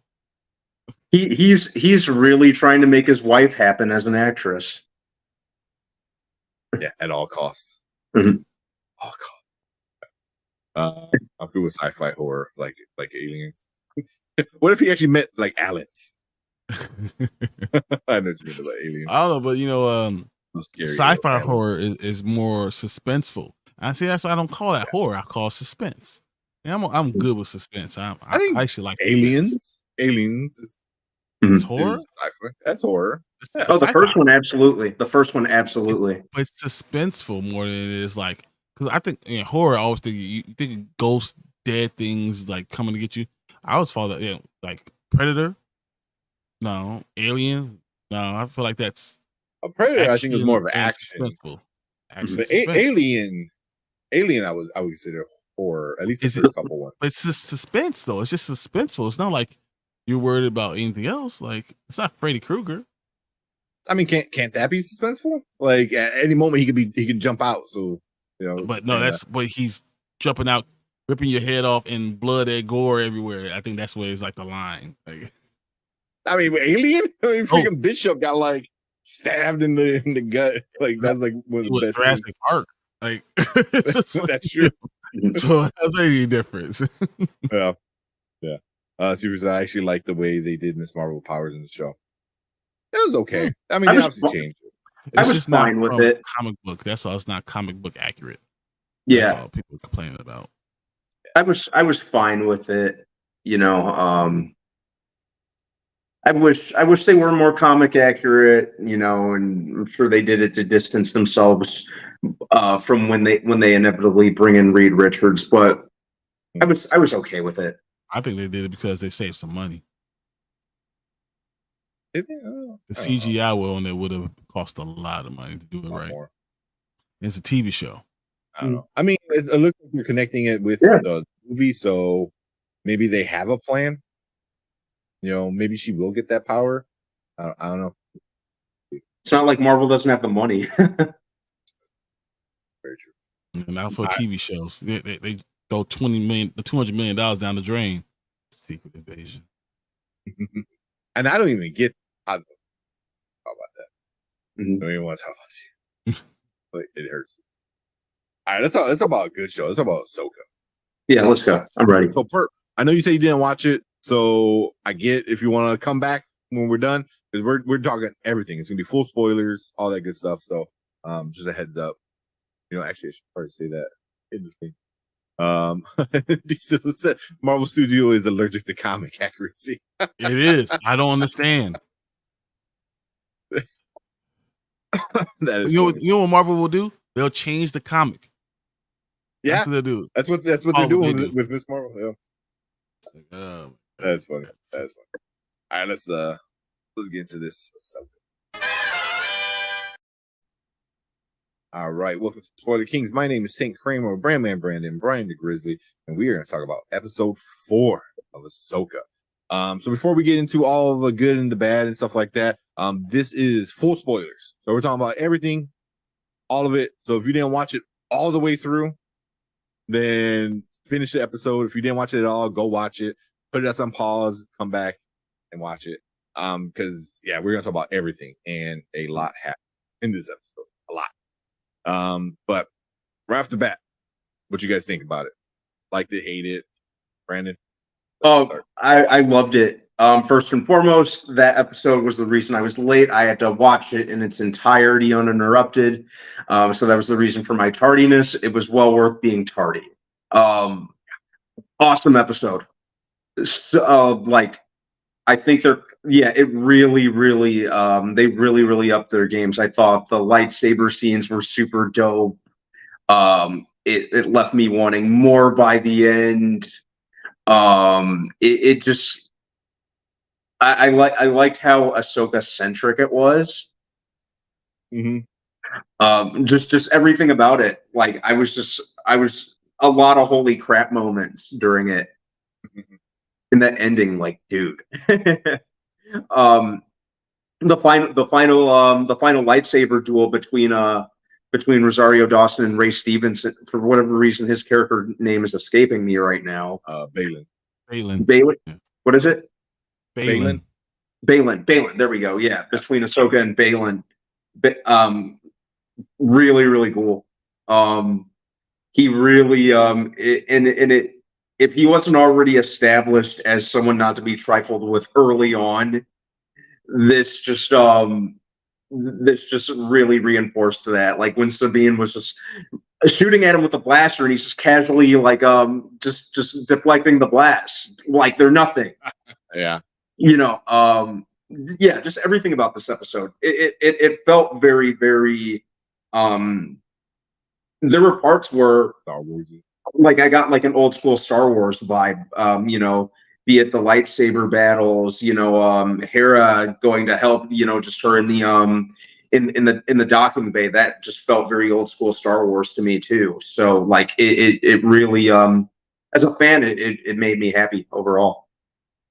Yeah. Mm-hmm. Yeah. Brian? First thing I want to say, Dave Filoni.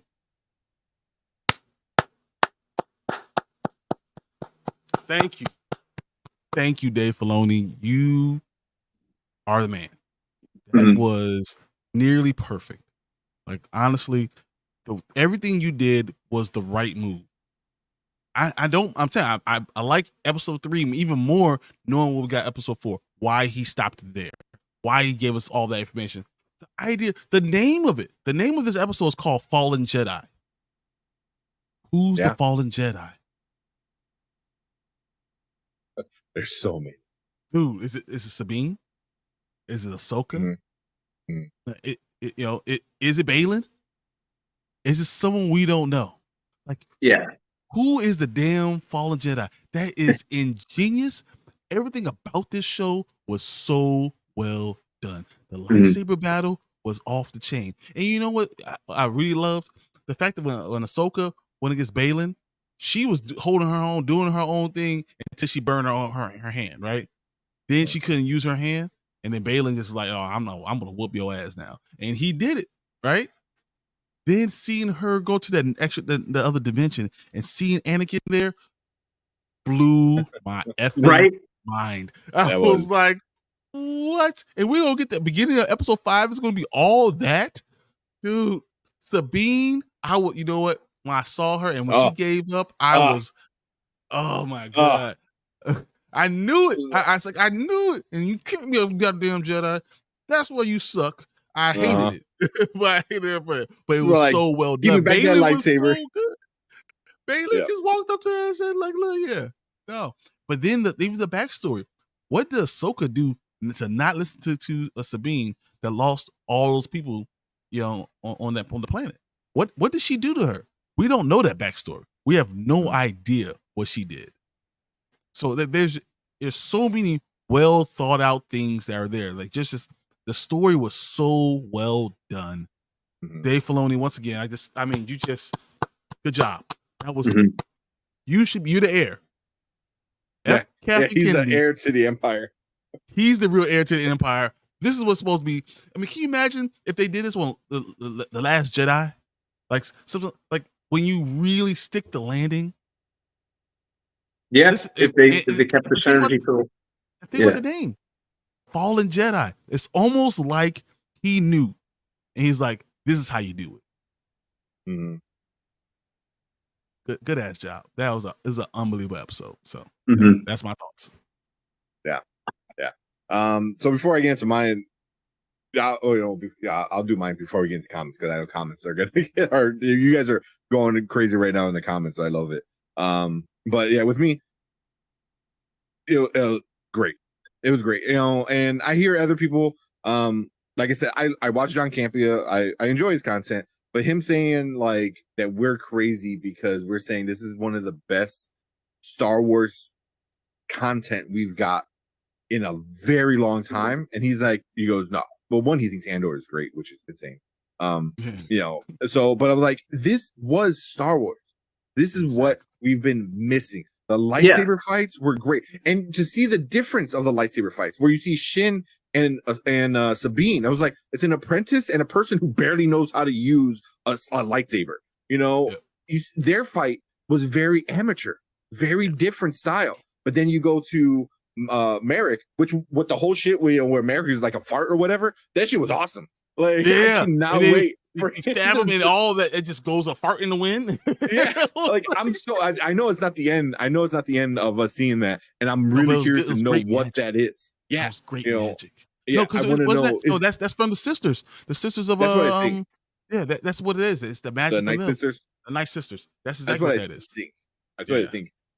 That's what it probably most likely is, but we didn't get any of it yet. It's like it just happened, and Ahsoka just like, huh, and then it took off, and I was like, that's because she's in a different mindset where like I don't give a shit. Like there's only one mission, and I don't have time to sit and think about like this like gas that I fought. Yeah. It's like I gotta go do shit. But that's why, and then even her and Balin, it was like here's two people that were trained by the Jedi Order, and that's what I like was like, yeah, I get why Luke was not the greatest Jedi saber wielder or whatever. It's like he was trained by a 900-year-old fucking puppet. You know what I mean? Like how much could he really learn? You know what I mean? Like don't get me wrong, it's Yoda still, but both Ahsoka was trained by Anakin. By Anakin. And Balin. I want to know more about Balin. Like, and I'm so upset and depressed that Ray Stevenson is dead because I want more of this character. I want more of this character. Maybe, hopefully, we recast.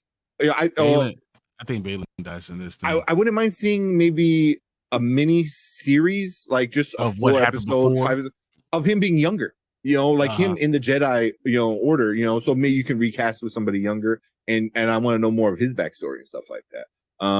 But yeah, like just the Jedi, all that stuff was great, and then obviously at the end with Anakin, it just and then the longer I at first I'm like, oh man, I want to talk about this right now, which would have been fun. Don't get me wrong, but I'm kind of glad it's a couple of days later because I was able to see all these different theories and ideas, and now we're able to talk about it because it gets. What's funny? There's some crazy. I didn't watch anyone else's theory. I I was so good. Just soaked in. So I watched it twice. I've now watched it 3 times total. I've seen it twice. Yeah, like it's good. Remember what I said with Hera? I said, look, I'm telling you, the next episode, Hera's going to be like, F the council, and she's going to go out. I said it on Chaos Central. I told him, I was like, look, this is what Hera's going to do. And she did exactly what I said she was going to do. Because it made sense. Why are you even arguing with these people? Go get the people that support you. Yeah. Yeah. You know? Yeah. You can go. You did it for 4 seasons. You know, Rebels. Like, this is a new thing? No, man, this is not new. Yeah. One thing I did like was when all the shit happened and everything went down, and the good guys got like screwed, and they're like, "What just happened?" And Jason, her son, was like, "I got a bad feeling." I was like, "Yes," because here's an actual kid that is force sensitive. Why isn't Ahsoka training this little kid instead of wasting their time with Sabine? But I think I'm still kind of right where she's trying to prove. He goes, "You're not a Jedi, and you're never going to be a Jedi. You're a Mandalorian." And this episode kind of proved it, because she did the whole like force stop thing, and I think Shin got ready to like oh shit, and then she's like, "Oh wait, you don't got no power," and she goes, "Yeah, dude, I'm a Mandalorian." Bam, fucking wrist missiles. God, I was like, that's all. That was awesome. I was so hyped. I was like, yes. I thought that she finally understood. I said she finally understands, and then she does that dirty shit. I was like, man, you a dirty dirtbag dirt. When we get into some of the bad stuff, yeah, but yeah, it was great. It was so much fun, man. It was so this legit was the best Star Wars thing I've seen in a long time. Absolutely. You know, even on Twitter, I think I posted a picture of like praising Dave Filoni, you know, just because. I mean, you have to, after something like that, you have to. I mean, there's just no other way around it. I think he can fix it all, guys. I think he can fix it. Yeah. I mean, there you go. You know, I'll praise the true heir to the Empire. That's what I put. You know, like in Dave, we trust this man understands what Star Wars is. You know, hashtag heir to the Empire, because you know, cowboy hat and everything, man. Love him. All right, let's get into some comments real quick, because you guys are just going crazy in and there's some awesome comments. I love them. I was reading this stuff. Yeah. And then see for yourself said, I absolutely love this episode, all caps. Jason Entertainment, this episode was great. Xavier, Ray Stevenson, Balin really shined. Yeah. Yeah, best live action Star Wars episode. Read. Seeing Anakin was great as well. Yeah, that was so awesome. Good. Balin was straight up a beast mode. He was, man. He is like. But honestly, I think Ahsoka is not damaged. He still wins. I think they're getting the rematch. Somehow, you know. And she's not going to hold back. And Anakin's going to tell her, I never taught you to hold back. What's wrong with you? Go full out. And she's going to win, and it's going to be like quick. It's probably going to be like one of those quick things, like, you know. Yeah. But then, I mean, she let her attachments get in the way, you know. So it's kind of like this whole Jedi thing with attachments and shit like that. So, you know, it's going to be interesting, you know, seeing what's going to happen with her going forward. With Balin. See for yourself said the episode was great before the big reveal. That's how dope it was. Yeah, exactly. I loved it. If it would have just ended with her just waking up, I would have been like, oh shit, cool, we're in the world between worlds now. Also, John Campea thinks like the world between worlds is stupid. I'm like, what are you? What is wrong with him? That is a great. He thinks it's like a cop out, but I'm like, it's not time travel, because Dave Filoni already said we're not doing time travel. You know, and it makes sense, because I think Ahsoka understands, like, you can't do this. You can't change the past for the future, because the future is always going to be what it's going to be. Exactly. You know, because the Force is not going to allow anything to be changed. You know, so you know, shit like that. You know, so it's not time travel. I like it, but I think it's going to be windows to different visions that might change things. You know, and it'll be interesting. You know, I think it's going to show you like Chris's. The ghost of Chris's past, and they can show you all type of things as they could have happened and as they did happen, and remind you about things to help you shape your future. Yeah. So. I can't wait to get more worlds in live action. And it looked awesome. The little bit we got, I thought it looked great. And then like I was worried that Shin was going to die. I thought I did too. Kill him. I did too. Yeah. Yeah, that was gonna be interesting. I thought she was gonna like go like full on rage mode and like just kill her. Yeah. Like she just knocked her out, but she could have easily threw her off the bridge or whatever, the cliff. Just threw her off, and it's like, you're dead. You killed my Padawan. I am going to kill you immediately. And she could have. Yeah, that's what I thought. She was gonna like grab her and like force choke her like an ant, like a Darth Vader. Oh, that would be so cool. Yeah, and like, then that would have triggered Balin, and Balin would have like, oh, you're dead now. That would have been. But yeah, Shin was pretty awesome. And then Jason said, I know people get excited for Anakin, but I tell you, the moment I see Ezra, I think I will cry. Him and Thrawn. With Ezra's is evil. That'd be interesting.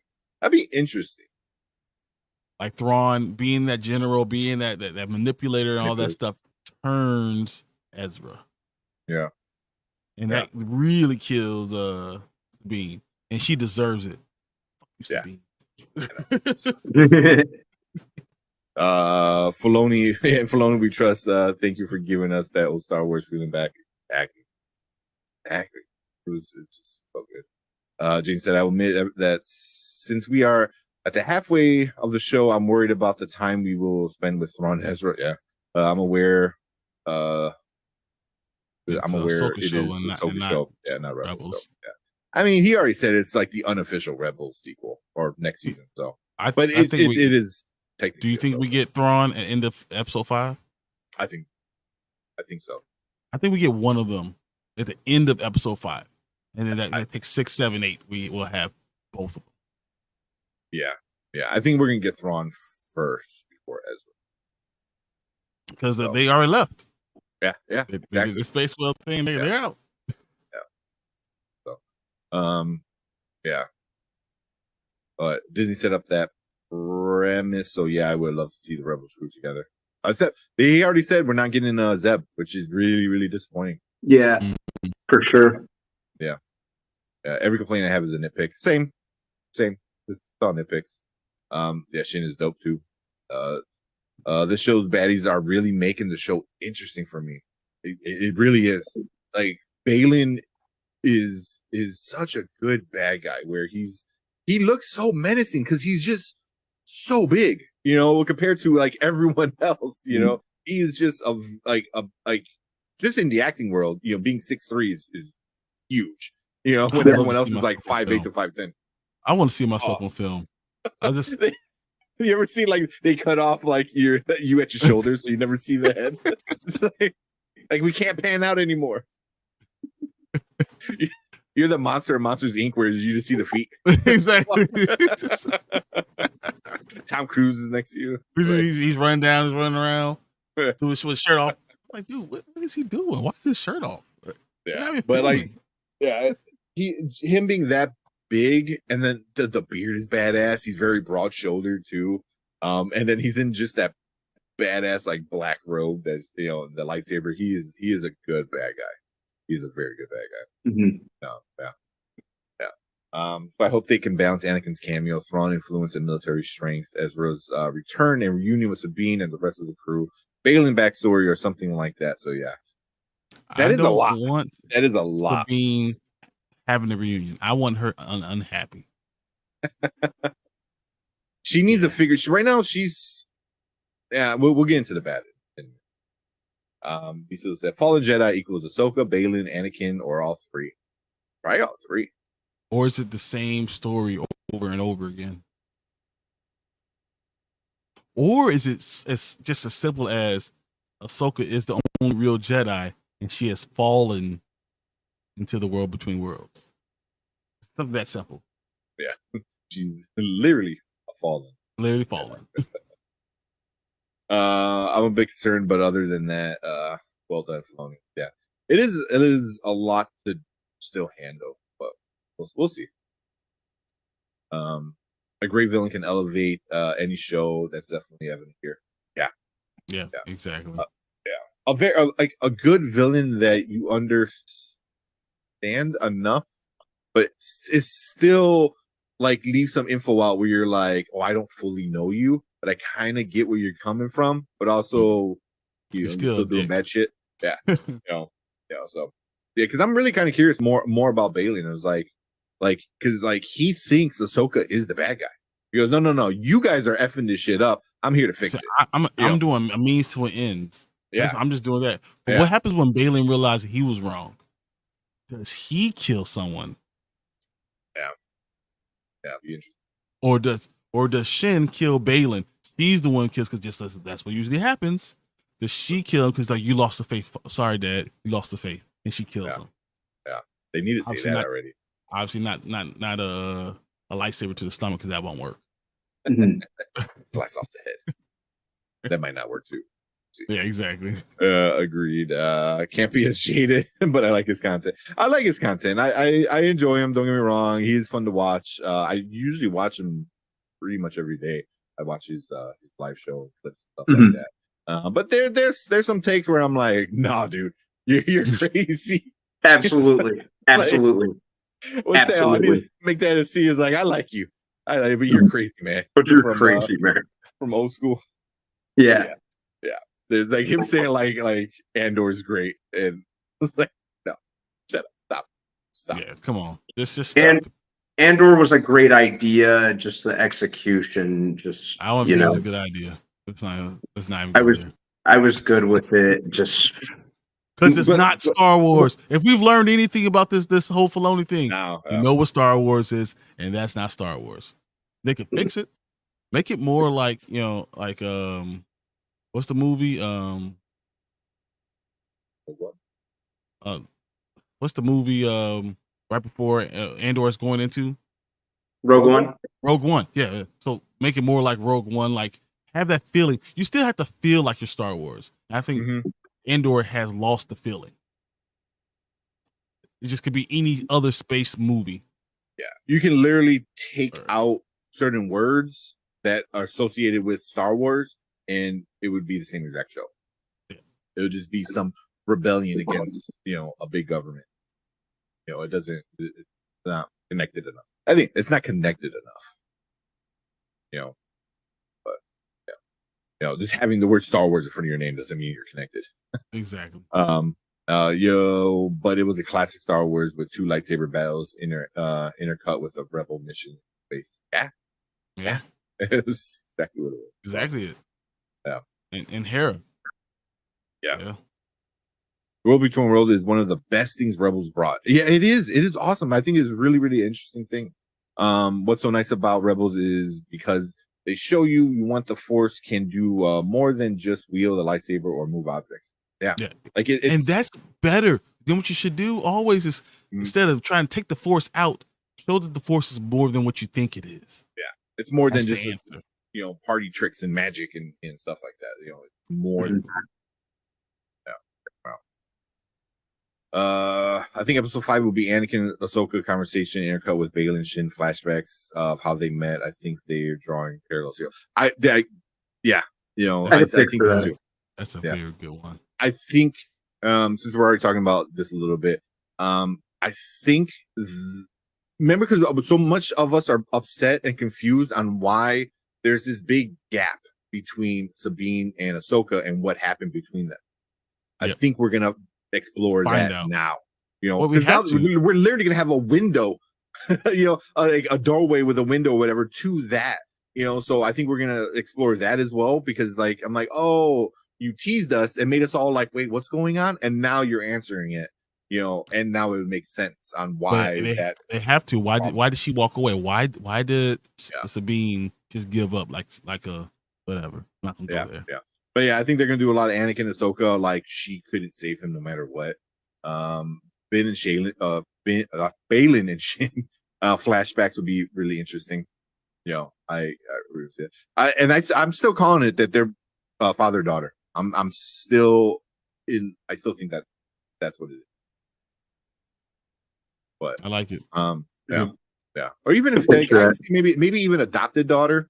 Like he tried to save a village and he found her and found out she was Force sensitive, so he she was alone and he kept her around. Yeah, like something like that. He tried to get her home to her home planet, but couldn't find where it was, and just going on adventures with her. like something else. Like the Mandalorian. Yeah. Just call her the Grogu. Mandalorian, Last of Us, the new Daryl Dixon show. Exactly. All those. Mad Samurai flavor with this whole show, especially in this episode. Agreed. For sure. That's what you get, man. Yeah. That's what For you get sure. when like you get the guy who's a nerd, who's like and understands that's what Star Wars is. Star Wars is like some political intrigue plus some samurai stuff plus some like cowboy stuff. It's like yeah, all of it. Put You it all need to find mashed together. someone going alone, not listen to somebody else with a empire who's being too stupid. There's always that. It's the political, it's the social, it's the commentary, it's the fighting, it's all of it. So yeah, it's greatness. Yeah.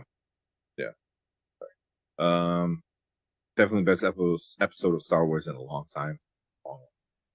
I'm so hyped for where the rest of this season is going. I can't wait for episode 5. Yeah, and we're going back to like an hour episode, so that really, really, hyped me up. That pick never gets old. I don't know which one. The one was Filoni. Filoni. Oh yeah. That is permanently saved on my phone because at any moment I know I can drop it. Did Anakin use a special thing to bring her back to life in Clone Wars? Yeah. And I'll get to it in a second because I know another comment brings it up a little bit. And I know you bring it up a little bit later. Yeah. So I think dragon. There's like dragon or a bird and an owl. But Ken said, I love the physically imposing Balin was. Yeah.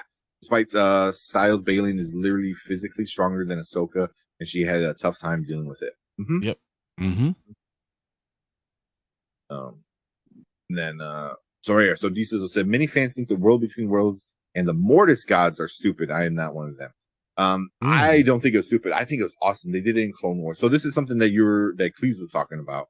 I bet we see that owl that always following her. So the owl is directly connected to the Mortis gods, which also leads to a whole nother theory of what's going on right now. But so if you haven't watched Clone Wars, there's an episode, I think it's like a 2 or 3 part episode. Obi-Wan, Anakin, and Ahsoka go to this planet, Mortis, and there's these 3 people, and they were pulled there, and this is like the center of the Force kind of thing. It's like where it's all at, because there is a father, a daughter, and a son. So the daughter is the embodiment of the light side, and the son is the embodiment of the dark side, while the father is the one keeping balance of the both, like making sure not one is stronger than the other. During this episode, the son does some messed up shit, winds up killing Ahsoka. Then the daughter allows herself to be like sacrificed, so she can be actually brought, like her essence goes into Ahsoka. So in a way, she is carrying around the essence of the light side of, like think about it. That's crazy, Yeah. And then the son wind up getting away, not before the father got killed by the son. So now you literally have the son, the embodiment of pure evil, which is what I thought Snoke was going to be, and why they didn't fucking use it still pisses me off. It was like, you had it right there for you on a plate, silver platter. Hey, remember this guy? And you're like, no, you.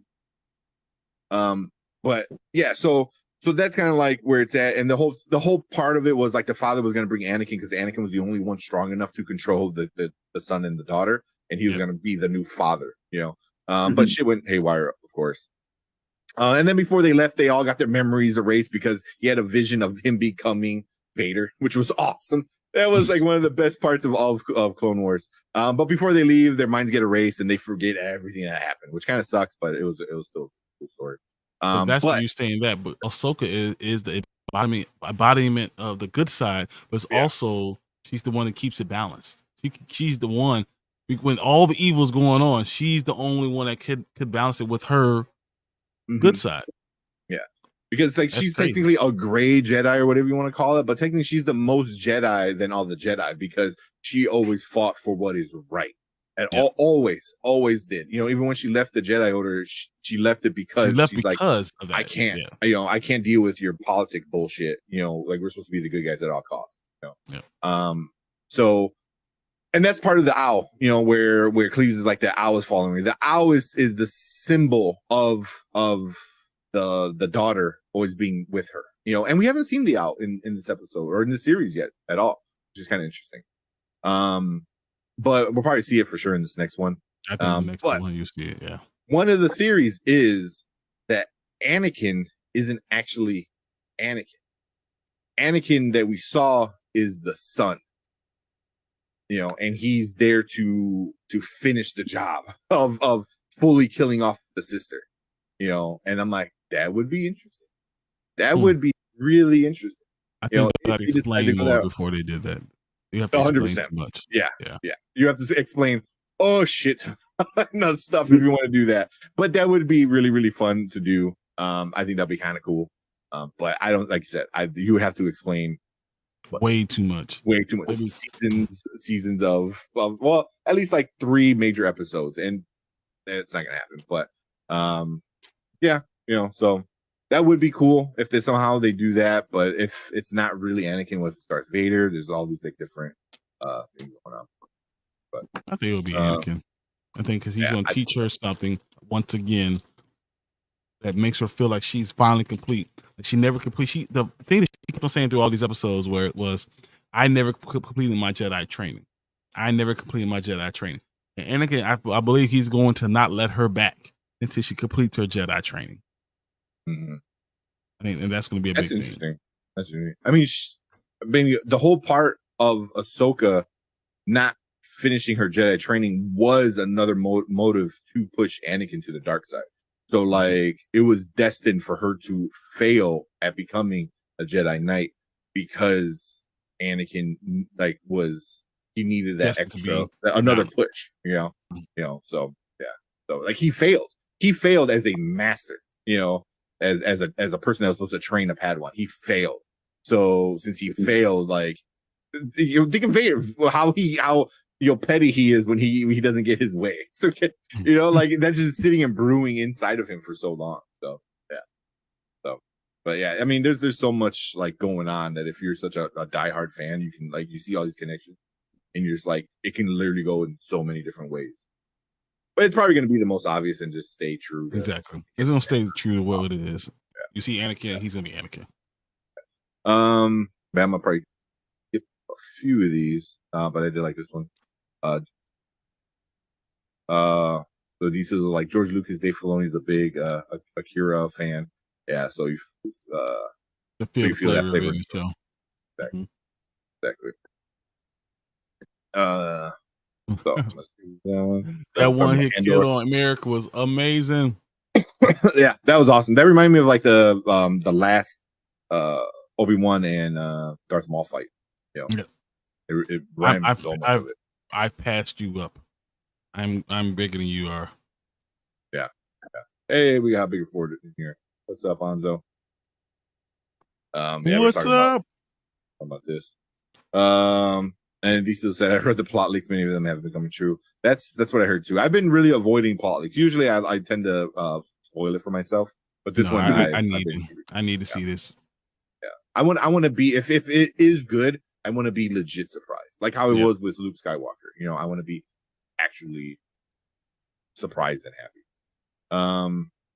Do you think we get live action Kanan in the World Between Worlds? Nah. No. I think Freddie Prinze Jr. is about done. Yeah. I don't know if he's done, but I wouldn't mind it, but I don't think he's going to be in this episode. Yeah. I mean, this show, because I don't think they can afford any more stars. Yeah. And then we got Travis in here. What's up, everyone as well? I speculate Anakin will be a vision of the sun. That's what I said. From Clone Wars hinted at same way to Wicker's involvement with the sun. Yeah. You know, and technically we heard the sun in the show already. In the beginning, when Ahsoka's twisting the thingies, when she gets the ball map, you hear the sun in a very faint thing. So it's like, oh, he knows it. You know, so I was like, oh shit. You know, everyone was like saying it was like Maul, but it was the sun. voiced by the same guy. So, but yeah. So, all right. So I'm gonna skip a bunch of stuff. Sorry if I miss it. Let's get into the bad stuff. Brandon, what bad stuff did you like about it? Well, this episode's still pretty fresh in my mind at this point in time. I was just pretty riveted the entire time. I think that I probably have to give it a rewatch in order to have a better idea. But what I can say right off the fly is it was very much absorbed and focused on spectacle above all else.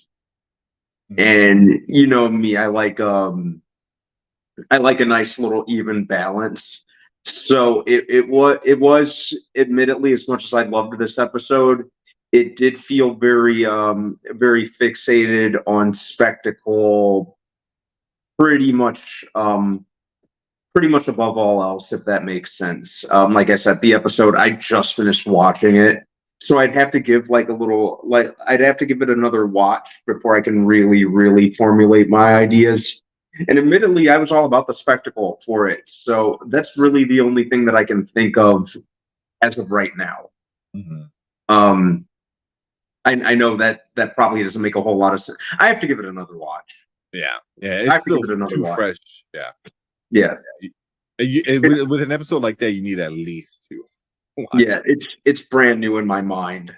So I think after another watch, I'll have a much more solidified way of communicating. Yeah, in that regard. Yeah, I hear you. Brian, any nitpicks or bad things? F Sabine. That's my nitpick. I hate Sabine. Yeah. Not a F fan her of hers right now. Yeah. Not a fan of hers. I mean, everything. She was so fucking annoying in everything that she did. Even in the damn force, she was annoying as hell. And I thought it was cool that she was gonna be Mandalorian, and she had a chance. She made a promise and broke the mother effer again. Like, come on, man. How can I trust you? I could never. You can never be a Padawan. And I think that's what she was telling her from the beginning. But the fact that Ahsoka was so hurt when she thought something happened to Sabine that she risked everything for it, and then Sabine just to turn her back on her right then, F her. I'm done. Yeah. Done like I'm Team Sabine. I'm done. I took the shirt. I burned it yesterday. It was over. Well, can she redeem herself, you think? I don't know, man. I love hard. Yeah. And my only hope, and I have a glimmer of hope, that maybe this is all part of Ahsoka's plan. But that's it. Xavier, I see why Brian's not feeling Sabine. Yeah. No, just dude. Yeah. I'm not a fan of hers He's either. been doing from the beginning. Like, he's been really pissing me off, and it's just going more and more. Yeah. Anything else? Or that about it? No, I mean, I love this episode, so I'm not even going to pretend I'm going to have my negative is still a positive in the show. Like, It's like I'm not going. It's not anything bad about the show. It's just like the character, this character arc is kind of you're like, and that's mine too. But also that's kind of my issue with the show so far with Sabine as the character was she's so different from what she was in Rebels. In Rebels, she was confident, she was smart, she was a fighter, she's a Mandalorian. Here she's like, is she a Mandalorian? Like, I don't know. Like, she has the armor, but she's not acting like a Mandalorian. Like, she did her little wrist missiles, which was awesome. But I mean, she is so changed from what she was in the cartoon, and it's very, very frustrating because I would even go as far to say as Sabine was one of my favorite parts of Rebels. Like, probably one of my favorite parts. Because she was so cool. She was very interesting. Her backstory, her and Ezra, like, kind of growing up together, it was a lot of fun. And then here, right off the bat, it's like stupid decision after stupid decision, being very stupid, and I'm like, and then being very like not confident, and indecisive and stuff like that. I'm like, who is this character? This is not Mhm. Sabine that we saw in the show.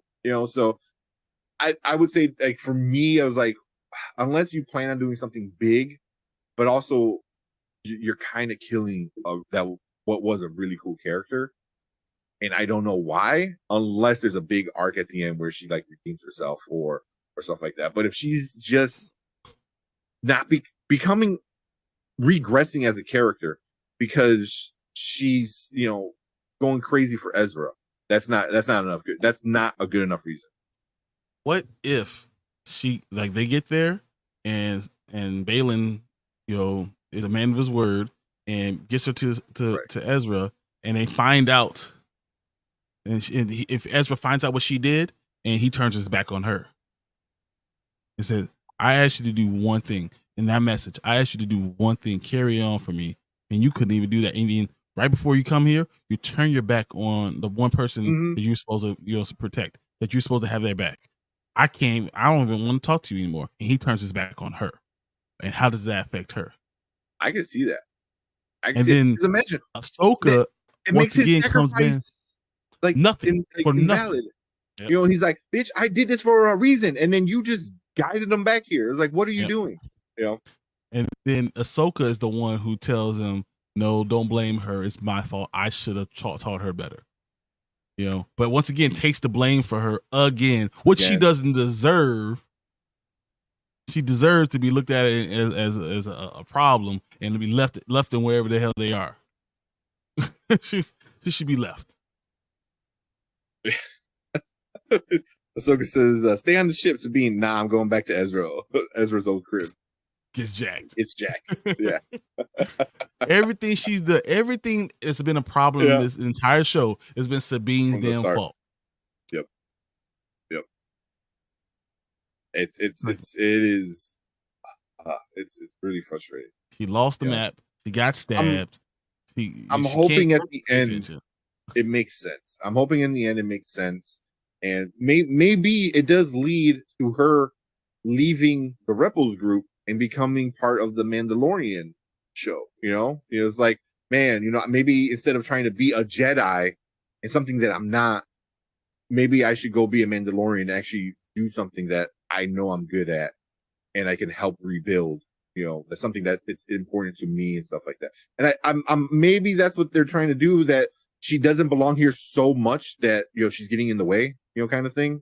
So like maybe that's what she is. She's like the rhino in the glass factory. It's like, you don't belong here. Like, go over there with the other ones. Like, don't be here. Maybe that's what they're kind of getting at. I don't know. I think that no one else is going to trust her again besides Ahsoka. But Ahsoka will continue to have that love for her, but no one else is going to trust her. Even Ezra, and that's going to kill her inside, and that's going to force her back to the Mandalorians. That's the first thing I thought about. Was I'm like, you're totally going against what Ezra did, and you're going against what Ahsoka said. I don't even know what Hera's going to do, because Hera's usually pretty level-headed, and I can see her flipping out. Like, you did what? Why? So yeah. There we get some more comments. So see for yourself. So I feel like if they give us the real Shin, then Sabine would be dead. Maybe. And nothing will make me believe Sabine can rise up to defeat Shin in the next 4 episodes. I mean, she's a Mandalorian. She's a Mandalorian, like a badass Mandalorian. So it's like, she's been a Mandalorian probably longer than Shin has been training in the Force. Like, she grew up in it. She was raised by it. It's like, it was part of her family.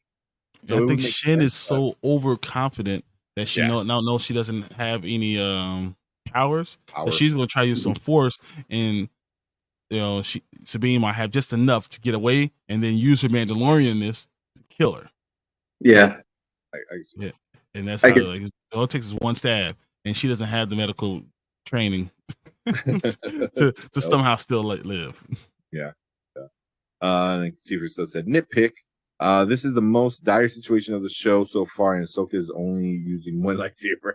Yeah, this is literally a game 7, and LeBron is not diving. No, she couldn't use her hand, but she couldn't use her other hand once she grabbed that the map. But that was even before that. When she fought Merrick, it was one saber. She never used two sabers at all in the show at all, which is But interesting. she's pulled it out. She has though. Not she she, did. in the droid fight in the beginning. She did. After that, she never did. Against Balin, she didn't, and against Merrick, she never brought out another. Yeah, because she was using it as like a broadsword or something like that. She had both her hands on it. Yeah, so that is really interesting. That's something I thought too. I was like, you have sabers, and you're trained with two sabers. The one very few Jedi that actually use two sabers, so and good at it. I don't know. Oh, we already said that one. Another nitpick. Huyang training Sabine, but not as Hans himself. That's true. I mean, but also just because you can coach basketball doesn't mean you can play basketball, right? Kind of thing. Exactly. He's also not a fighting, droid, and he's going against like an assassin droid. I kind of get it. It's like C-3PO trying to fight, another robot. It was like, yeah, you've been around, Jedi your entire life, but you're not a Jedi. You're not a Jedi. You still get your ass kicked. Yeah, but I didn't mind. I mean, he held his own. It was a pretty cool droid fight in the beginning, though. Yeah, his little shoulder fits coming in. That's fun. Yeah, this version of Sabine is a whole problem. Oh, yep, it's frustrating. Yeah, I said I didn't like that Sabine realizes she's not a Jedi theory because that makes me raise an eyebrow at Ahsoka. Like, what the fuck are you doing with this? I can maybe that's why she walked away in the first place. She goes, like, what am I doing? I can do better stuff than train somebody who's never gonna get it. She loves her though, and that's why she allowed her to do it again. I think that's what it is. It's like you love somebody, but I mean, she should be good enough with just sword skills in general, right?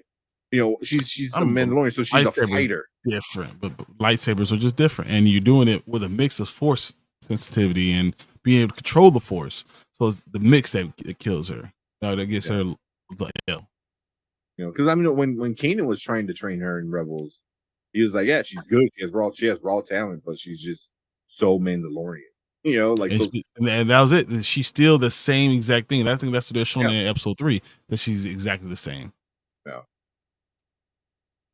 Travis said, I have a strange fear that when we all see the animated characters together in live action, it's going to feel like a live action Fat Albert movie. No, I think, I mean, we're never going to get Zeb, which would have probably made it feel more like that, like the Fat Albert movie. But we're not getting him. So if you get Ezra, it'll be just the 4 of them. I think, but the fact that Ezra, I think, will have some problem with Sabine. I think that's going to be a given. These so sad. Bailey was singing, "Ride on a fantastic voyage." So he was like, "Okie dokie." Yeah, here you go. Such a crazy little girl. You want to kill everybody? Oh. But one thing I would say, Balin was, he's like, I promise you're gonna be safe. No one's gonna hurt you. And then she's like, okay, cool. They said that, and Shin's come out of nowhere trying to choke her, force choke her. Like he promised you, not me, bitch. I got you. Yeah, yeah. So I think you're starting to see some of that conflict between master and apprentice. Yeah, he goes, she messed me up. Her master messed me up. I was like, I need my revenge. He's like, no, you're good. Shut up. I made a promise. Yeah. So we used 2 sabers fighting those goons in the woods. Yeah, but then went single-handed 1-on-1. Yeah, yeah. She against the droids. It was 2. And that was it. Maybe it was like, we don't need too much CGI. Real quick, talking about the lightsabers. When they Balin and Ahsoka fight, and we get old school lightsaber sounds. Just that. Just Oh, you noticed that too? Oh man, I felt it like it's just in this. Just sitting there like that sound. The hairs on my arm stood up. I was like, oh my god! Like I feel like I'm about to watch like Vader and Obi-Wan fight for the first time again. It was just like that kind of like intensity for me. It was just like, well, I'm going to enjoy that they don't have a rematch. And I think that's going to be great. Yeah. I forgot that. Anyways, I would love to see Kanan in some sort of way, or maybe Jason and Eric. Okay. That'd be cool. I don't think it's gonna happen though. Yeah. But I wouldn't mind that. I wouldn't mind seeing Kanan. Another nitpick. Sabine's great value Mando helmet.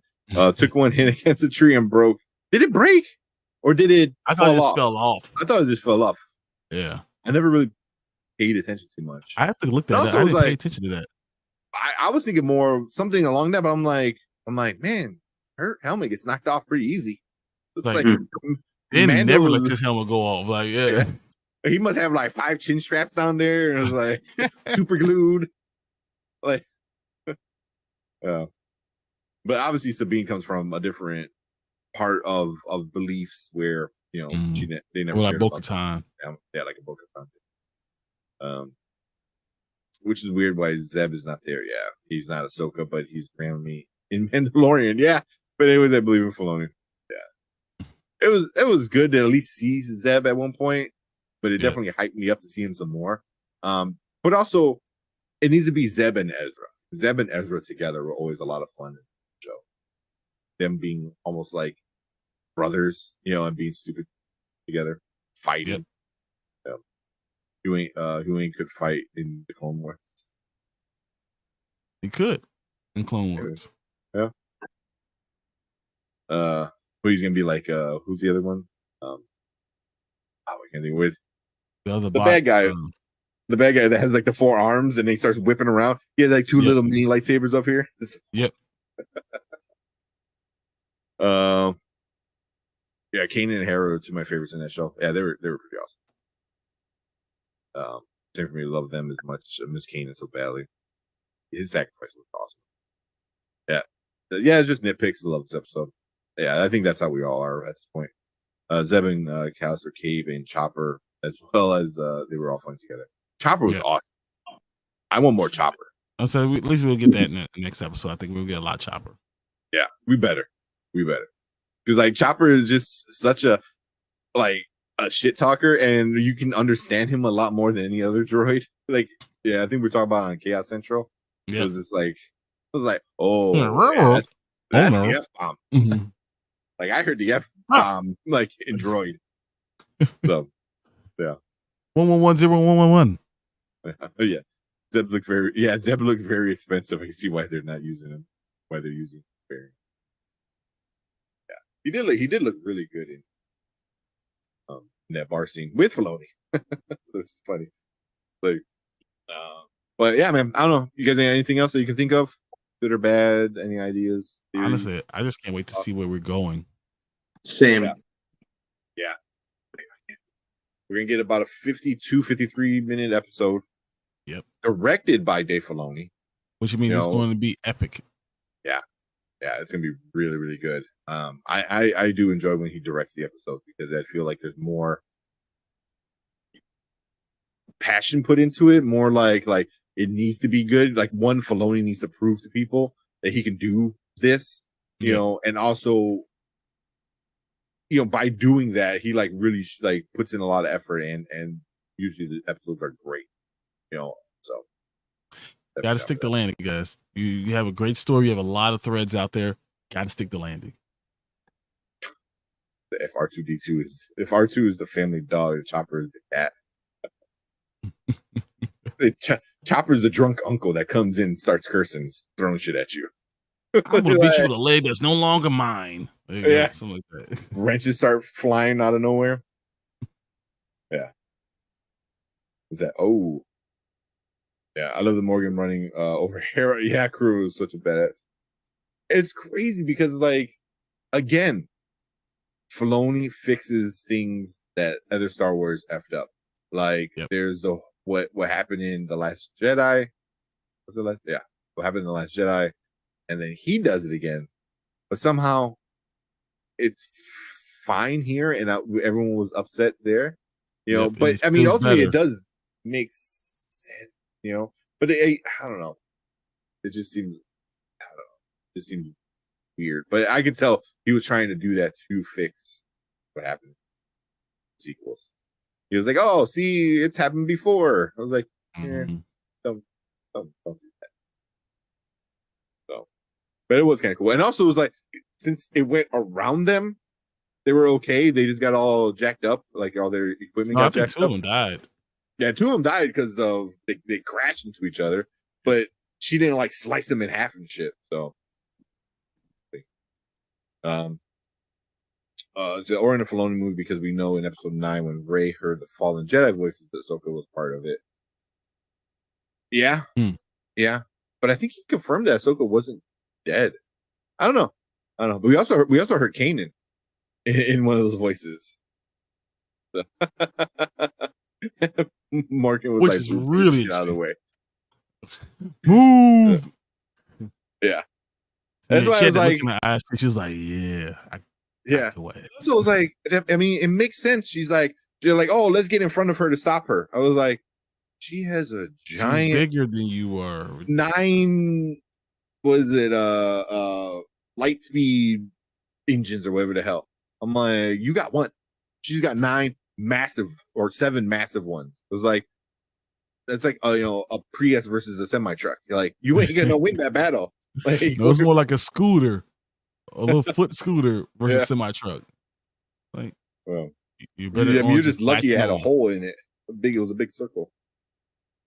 So, yeah. Actually, we like the hyperspace moment in episode 8, the dead silence, and the visual of ship split looked amazing. It did.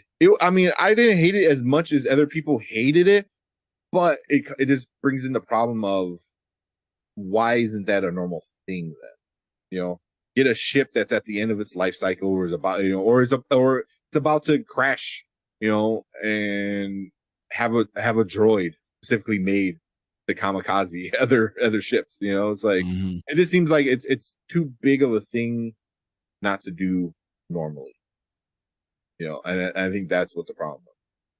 It's like, oh, we're doing this now. Why haven't we done it a long time ago? So, yeah.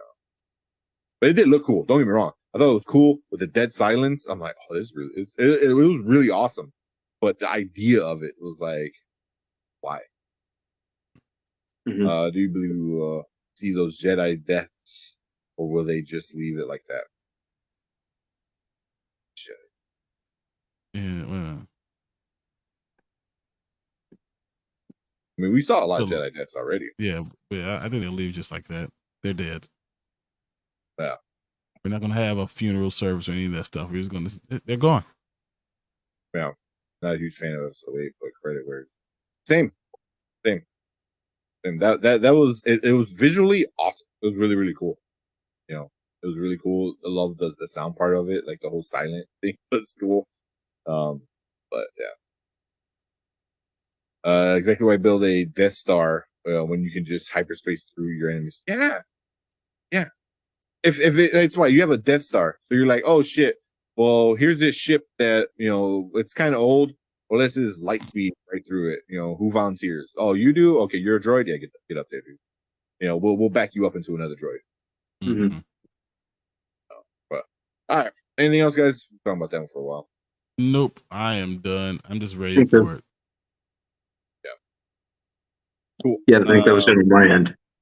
Yeah. But cool. Yeah. Obviously, we enjoyed this episode. We talked a lot about it. Obviously, a lot of people in chat. Jason, D Stizzle, see for yourself. Who else was in here? I think Travis, Xavier. All you guys, appreciate you coming in and hanging out with us, talking about Star Wars Ahsoka episode 4. We're gonna be back here next week talking about episode 5, and we might lose our damn minds. Exactly. You're gonna see me. Let's go. Brian's done. You're like looking like don't even know what to say. But then, yeah, I don't know, but appreciate all you guys. And if you're watching on the replay and you want to be part of the show, make sure you hit that subscribe button, hit that like button. Join us every Monday and Thursday talking about movies and TV shows. And then you too could be part of the show. So appreciate all you guys if you did watch us on the replay.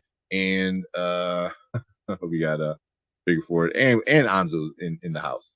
Appreciate Anzo and Chaos Central. And if you want to see more of us, check us out on Chaos Central with Bigger Ford Entertainment and all the crew over there with those guys. with Danny and Chris and a bunch of other guests. So check us there on Sunday nights usually. And we just do a whole roundtable of fans, and we talk about it. And not everyone has the same feelings about the show. You know? I just want to see if Warren hate this episode too. We'll see. I hate it. I give it a 95%. Exactly. It was the worst thing I've ever seen. Give you an A minus. Yeah. What are you talking about, Warren? Yeah. So check us out on Chaos Central on over there on Sunday. But appreciate everyone in chat. Thank you hanging out with us. But we are gonna move on to our next topic. All right. I didn't want to go to midnight again. Fuck. I know. That's why I was like, dang. I know. Well, you didn't even watch. That's why I was saying you got. I could bounce and you guys could do it. Yeah, you could talking. Do it. I forgot all about One Piece. Yeah, we could do that. All right. Brian, you want to just hang out, or you're gonna head out? I'm going to evaporate. Yeah, turn to a fart. All right. All right. Let's bring this up. Yeah. So we'll talk about it. It doesn't need to be too long. Talk about the good, talk about the bad, and then we'll rate it at the end because it's the whole season. Mm-hmm. Cool. For sure. Shit. Hold on. Before we get to that, I don't know if Brian wants to come in real quick. D-Stizzle, fun discussion, y'all. Man, appreciate it. Thank you. Thank you for the $5 super chat. Awesome, Thank you. What we usually do? We usually do Holy shit, that is crazy good. That was gonna be bonkers. Yes, so appreciate it. Thank you with that, man. That is awesome. I'm going with this one. Hold on. I'm going. Yes. Yeah. So, man, thank you. Super appreciate it. I need to change that. Get rid of that stupid dinosaur. Put something good up. But man, dude, we always appreciate like super chats. We need to do something a little bit better than than me being stupid and Bison. But yeah, man, it was a super fun discussion. I love talking about it. I know you're a big Star Wars fan too. So you in chat, being part of the discussion, we appreciate you and everyone else in the video. So yeah, man. But man, I don't know what to do or say whenever we get to super chats because it's always like it's so good and appreciate something. But I'm gonna come up with a video while Tank's going. I'm gonna come up with a great video for this. We'll have something for it. Just wait till Monday. Whenever somebody does super chat. Yep. Okay. Yeah. I have a couple of ideas. Maybe I'll work on it while I'm in the background. See, I want to use this one, but I feel it's more like sarcastic than actually real. Oh my god! Wow! But the Bison one is my favorite. Yeah, can't go wrong with Bison. That's a classic theme right there. But man, yeah, super thank you, dude. Super thank you. But yeah, hopefully you come back next week, man. I definitely want to talk about all that stuff that's gonna happen. It's about to go down. Oh man. Yeah. Hey, D-Stizzle, thanks. I'm gonna go back in the background so we can get this One Piece going. Yep. So we're gonna talk about some One Piece now. No special background. All right. Let's not out Brandon. All right.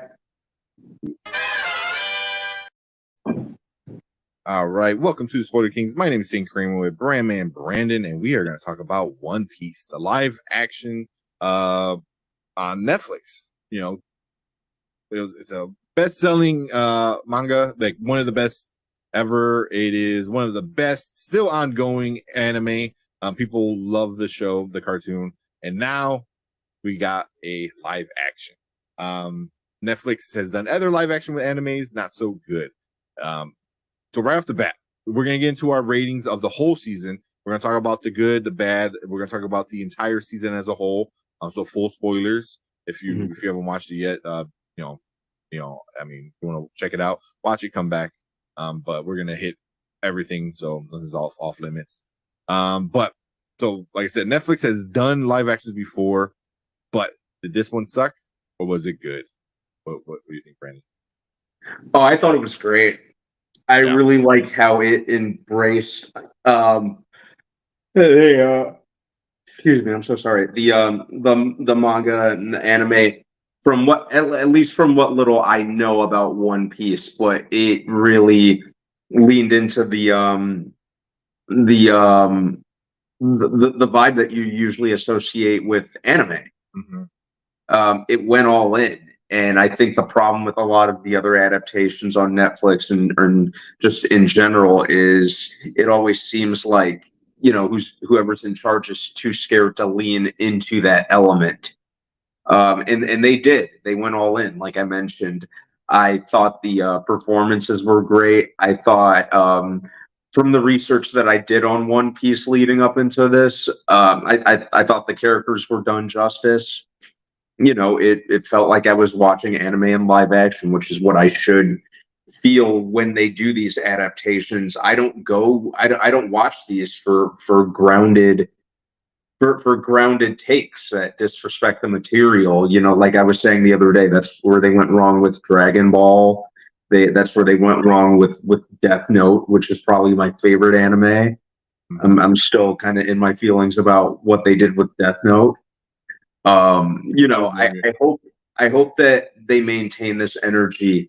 The dude who played Monkey D. Luffy was just absolutely great. Actually, all around the table, I thought everyone was great. You know, I liked the fight choreography. I thought the it didn't even feel like 8 episodes. It really kind of breezed by. Yeah. And sorry.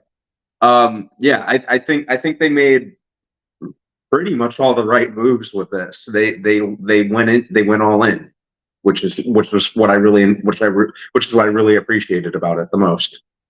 Yeah. Yeah, same, man. That was after the season was done.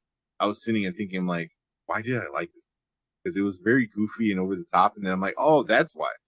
Because it was very anime like you said, they went all with it.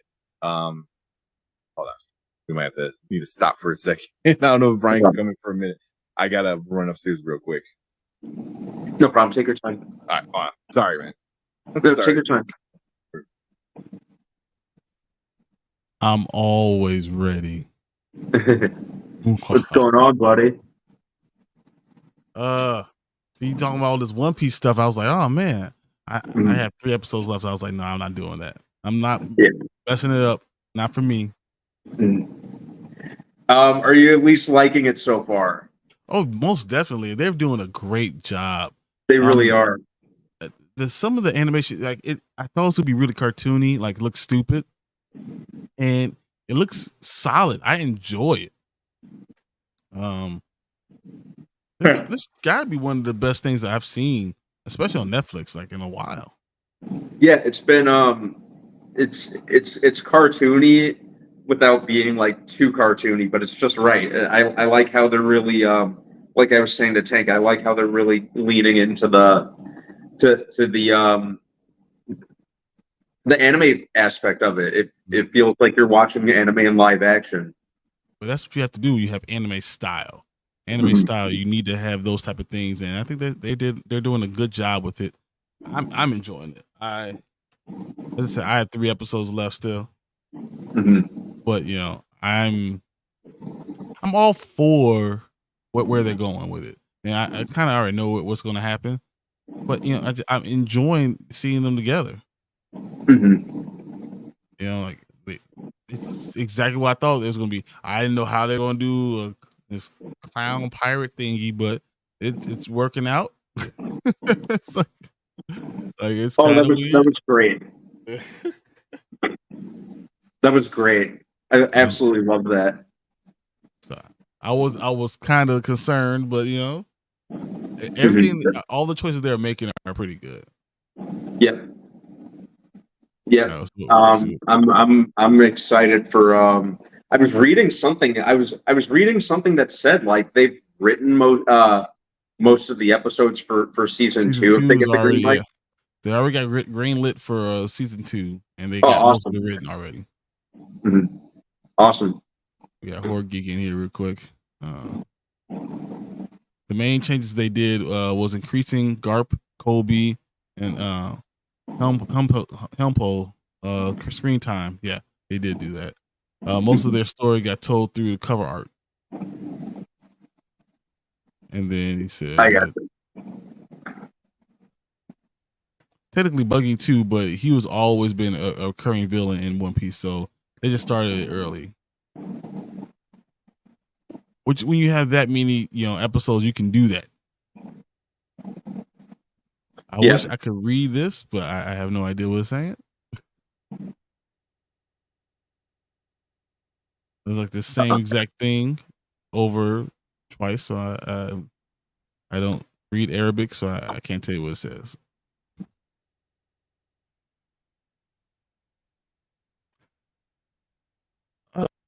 I don't know. So, what else about are you surprised? I mean, what about this episode, this show has surprised you overall?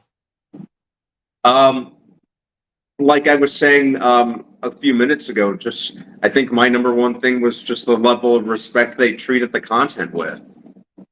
Mm-hmm. I'm used to that not happening.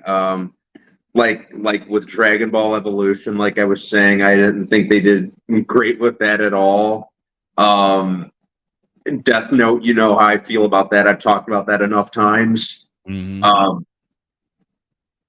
I think I never watched enough of the Cowboy Bebop series to like pass a whole lot of judgment. I liked the costuming, and I liked the I liked the intro to the show. But like I said, I never finished it, so I wouldn't be able to say a whole lot about it. But the first episode I watched, kind of kept me entertained enough. But it never really hit like this one did. And I'm hoping they're able to maintain this kind of energy for Avatar: The Last Airbender, even though I know that's technically not anime, but I've talked to someone about that, but we'll get on that topic in a second. Let me read what Horgy says. Love that they did not nerf Mihawk, showing him cutting a ship in half with one swing of his blade in episode 5. Yeah, really shows how powerful people can be in the Grand Line. Exactly. Mm-hmm. I think exactly what you said. We got so Jason said, what is another anime you think Netflix should try, or which one would you like them to try, do and try out? It's so hard for Netflix to do this. I mean,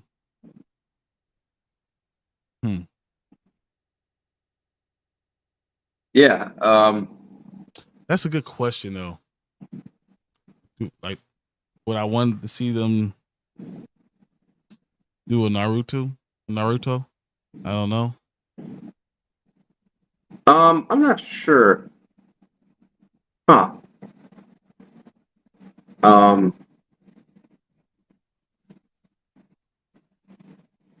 mean, we've already seen Death Note. We've already seen, Fullmetal Alchemist, Attack on Titan. We've seen stuff. Mm-hmm. Demon Slayer, maybe. Demon Slayer could be cool. You know what I'm saying? Like maybe Demon Slayer. That sounds like something that Netflix could do. Mm-hmm. Yeah, Demon Slayer is definitely a possibility. Yeah.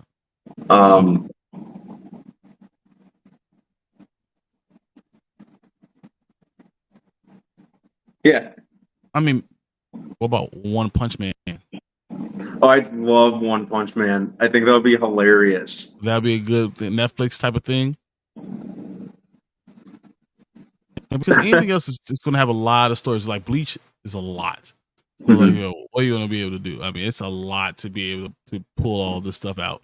So I'm wondering what it is, but maybe one of those. Maybe we'll go from there.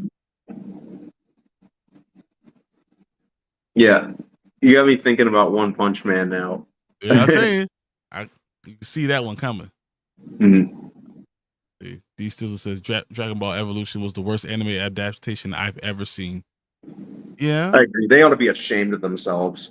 it wasn't. You know, when you're not dealing with the real creators or the one who really did all the shows, then you know you're not gonna get good content. You didn't get good storyline. It just was honestly awful. Mm-hmm. And then see, D Stizzle says, unfortunately, Netflix is notorious for canceling shows prematurely. This is what they do. I mean, you know, if they don't get an immediate like hit of like a lot of people loving it, they will get rid of it, and they always do. You know, Yeah. Netflix needs this huge ground swelling of love for it to really work. And if it doesn't get that, then it won't stay there. You know, it's hit or miss. Mm-hmm. We got Horror Geek saying Hakusho or Hunter x Hunter would be good. Yeah. They're doing Yu Yu Hakusho. All right, well, I like Yeah. Hunter x Hunter. Or do a sports anime. Mm-hmm. So another sports anime. That's interesting. Yeah. I know Jason. He's gonna say Bleach. I knew, you know, it's so hard to be doing. I would love Bleach, but it's definitely Attack on Titan from Netflix version or Demon Slayer. I mean, I think Demon Slayer is up there. I said One Punch Man would be up there. So, you know, those would be my choices because of how Netflix does stuff. You know, I feel like that would make more sense, and you know, they can make it goofy but still, you know, have good content with it. So I'm hoping that for something like that.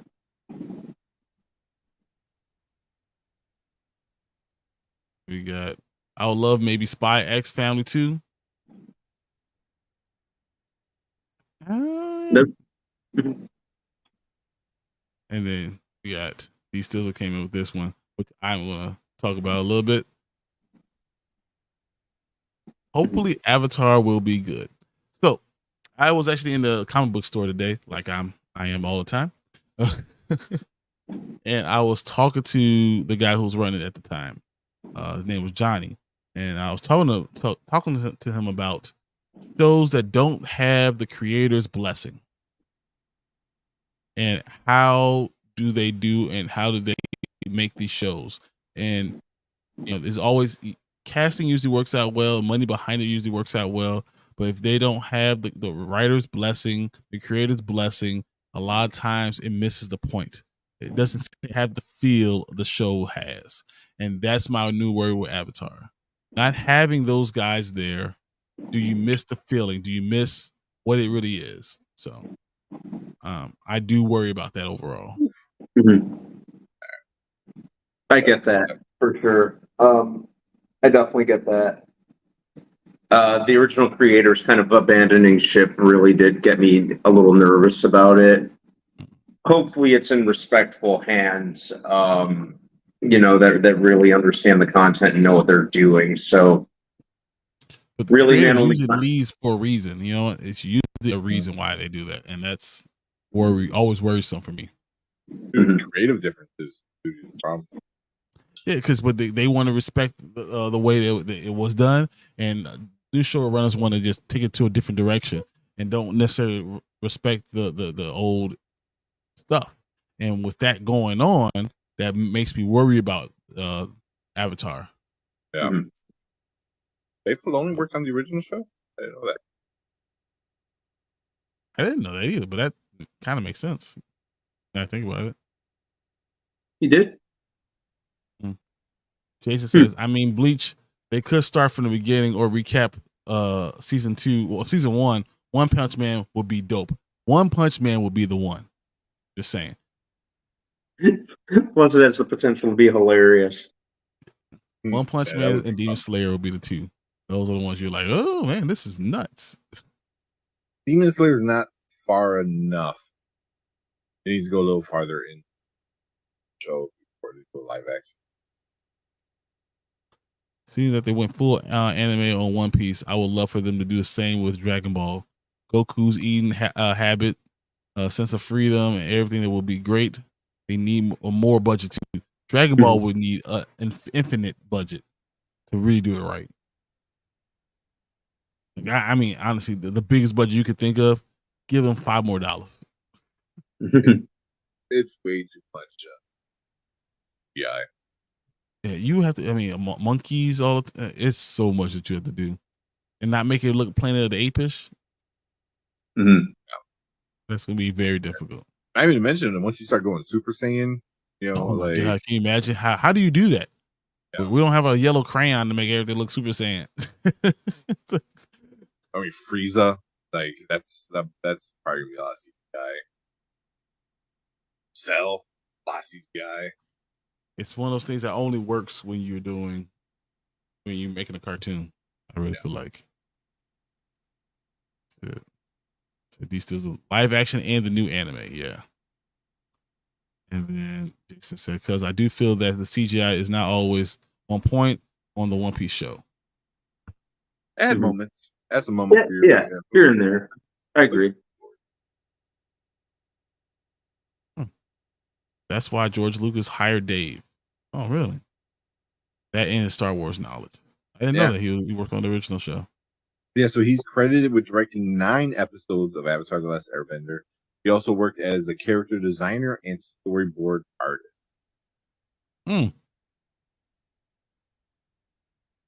That makes me happy. Mm-hmm. He did. Fills me up with joy, guys. Fills me up with joy.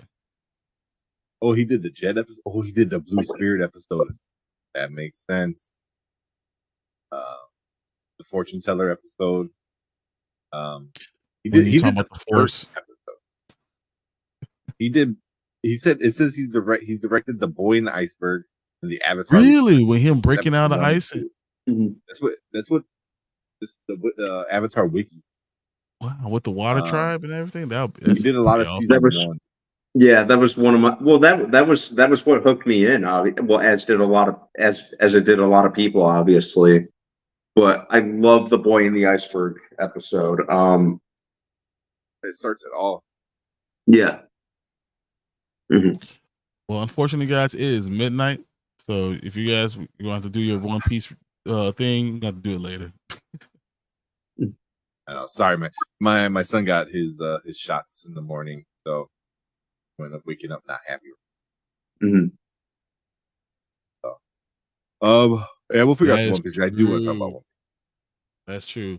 Fergie said HBO's Watchmen turned out great even without the creator's approval. Stephen King famously hated the Shining movie because of the changes too. But Stephen King hates everything. There's nothing that Stephen King actually likes. He likes killing kids in his stories. He likes child violence. He does like that. Yeah, unfortunately, he does. Yeah. Also, I mean, same thing you say for Alan Moore, who created Watchmen. Like Watchmen. He's not a fan of much anything at all. So, yeah. Every time I hear him, it's always like him, like he doesn't like this, he doesn't like that. So, yeah. Really, but and it's funny because the HBO one, well, technically it's like a sequel, so obviously he would not like that. But I wonder if he liked the Zack Snyder one, because the Zack Snyder one changed a lot from the comic books. So I wonder what his take on that one. That's a good question. Movie. Yeah. The movie was good. So, yeah. So Stephen King liked The Mist. He did. What, really? And these sisters say, "Yep, Alan Moore hates everybody and everything." Yeah, he really does, man. Yeah. Every time I hear his name, it's always like him complaining or bitching about something. Mm-hmm. So, yeah, like he hates comics. Doesn't like that. Like he complains. I believe that he said something about fans before. He said something about other comic book creators. Yeah, so he is He's a grumpy residential old man. Hater. Yeah. I don't blame him for being mad on Holly, for being mad at Hollywood's take on League of Extraordinary Gentlemen. I get him there. I get him. You didn't like that movie? The movie, it's fun in a hokey kind of way, but if you've read the graphic novel, it's not what he was going for. I'm sure. Granted, the graphic novel is some out there next level stuff, and I'm not sure Hollywood would have gone for it anyway.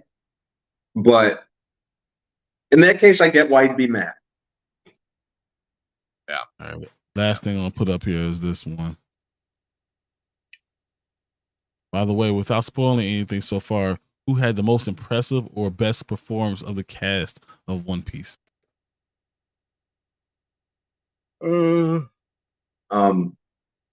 Probably it's so easy to say Monkey, but just because I loved his energy. Followed closely by what was the cook's name? Oh man, what was his name?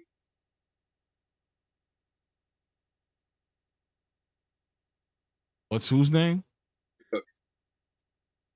Sanji. Sanji, yeah. Sanji. Yeah, Sanji. It's Sanji. Sanji. Him. I really enjoyed him. Yeah. I really enjoyed him on it. Yeah. I'm gonna probably go with what kind of what Porgy said. He went Buggy, Sanji, and Luffy. I'm probably gonna go Buggy, Zoro, and then Luffy.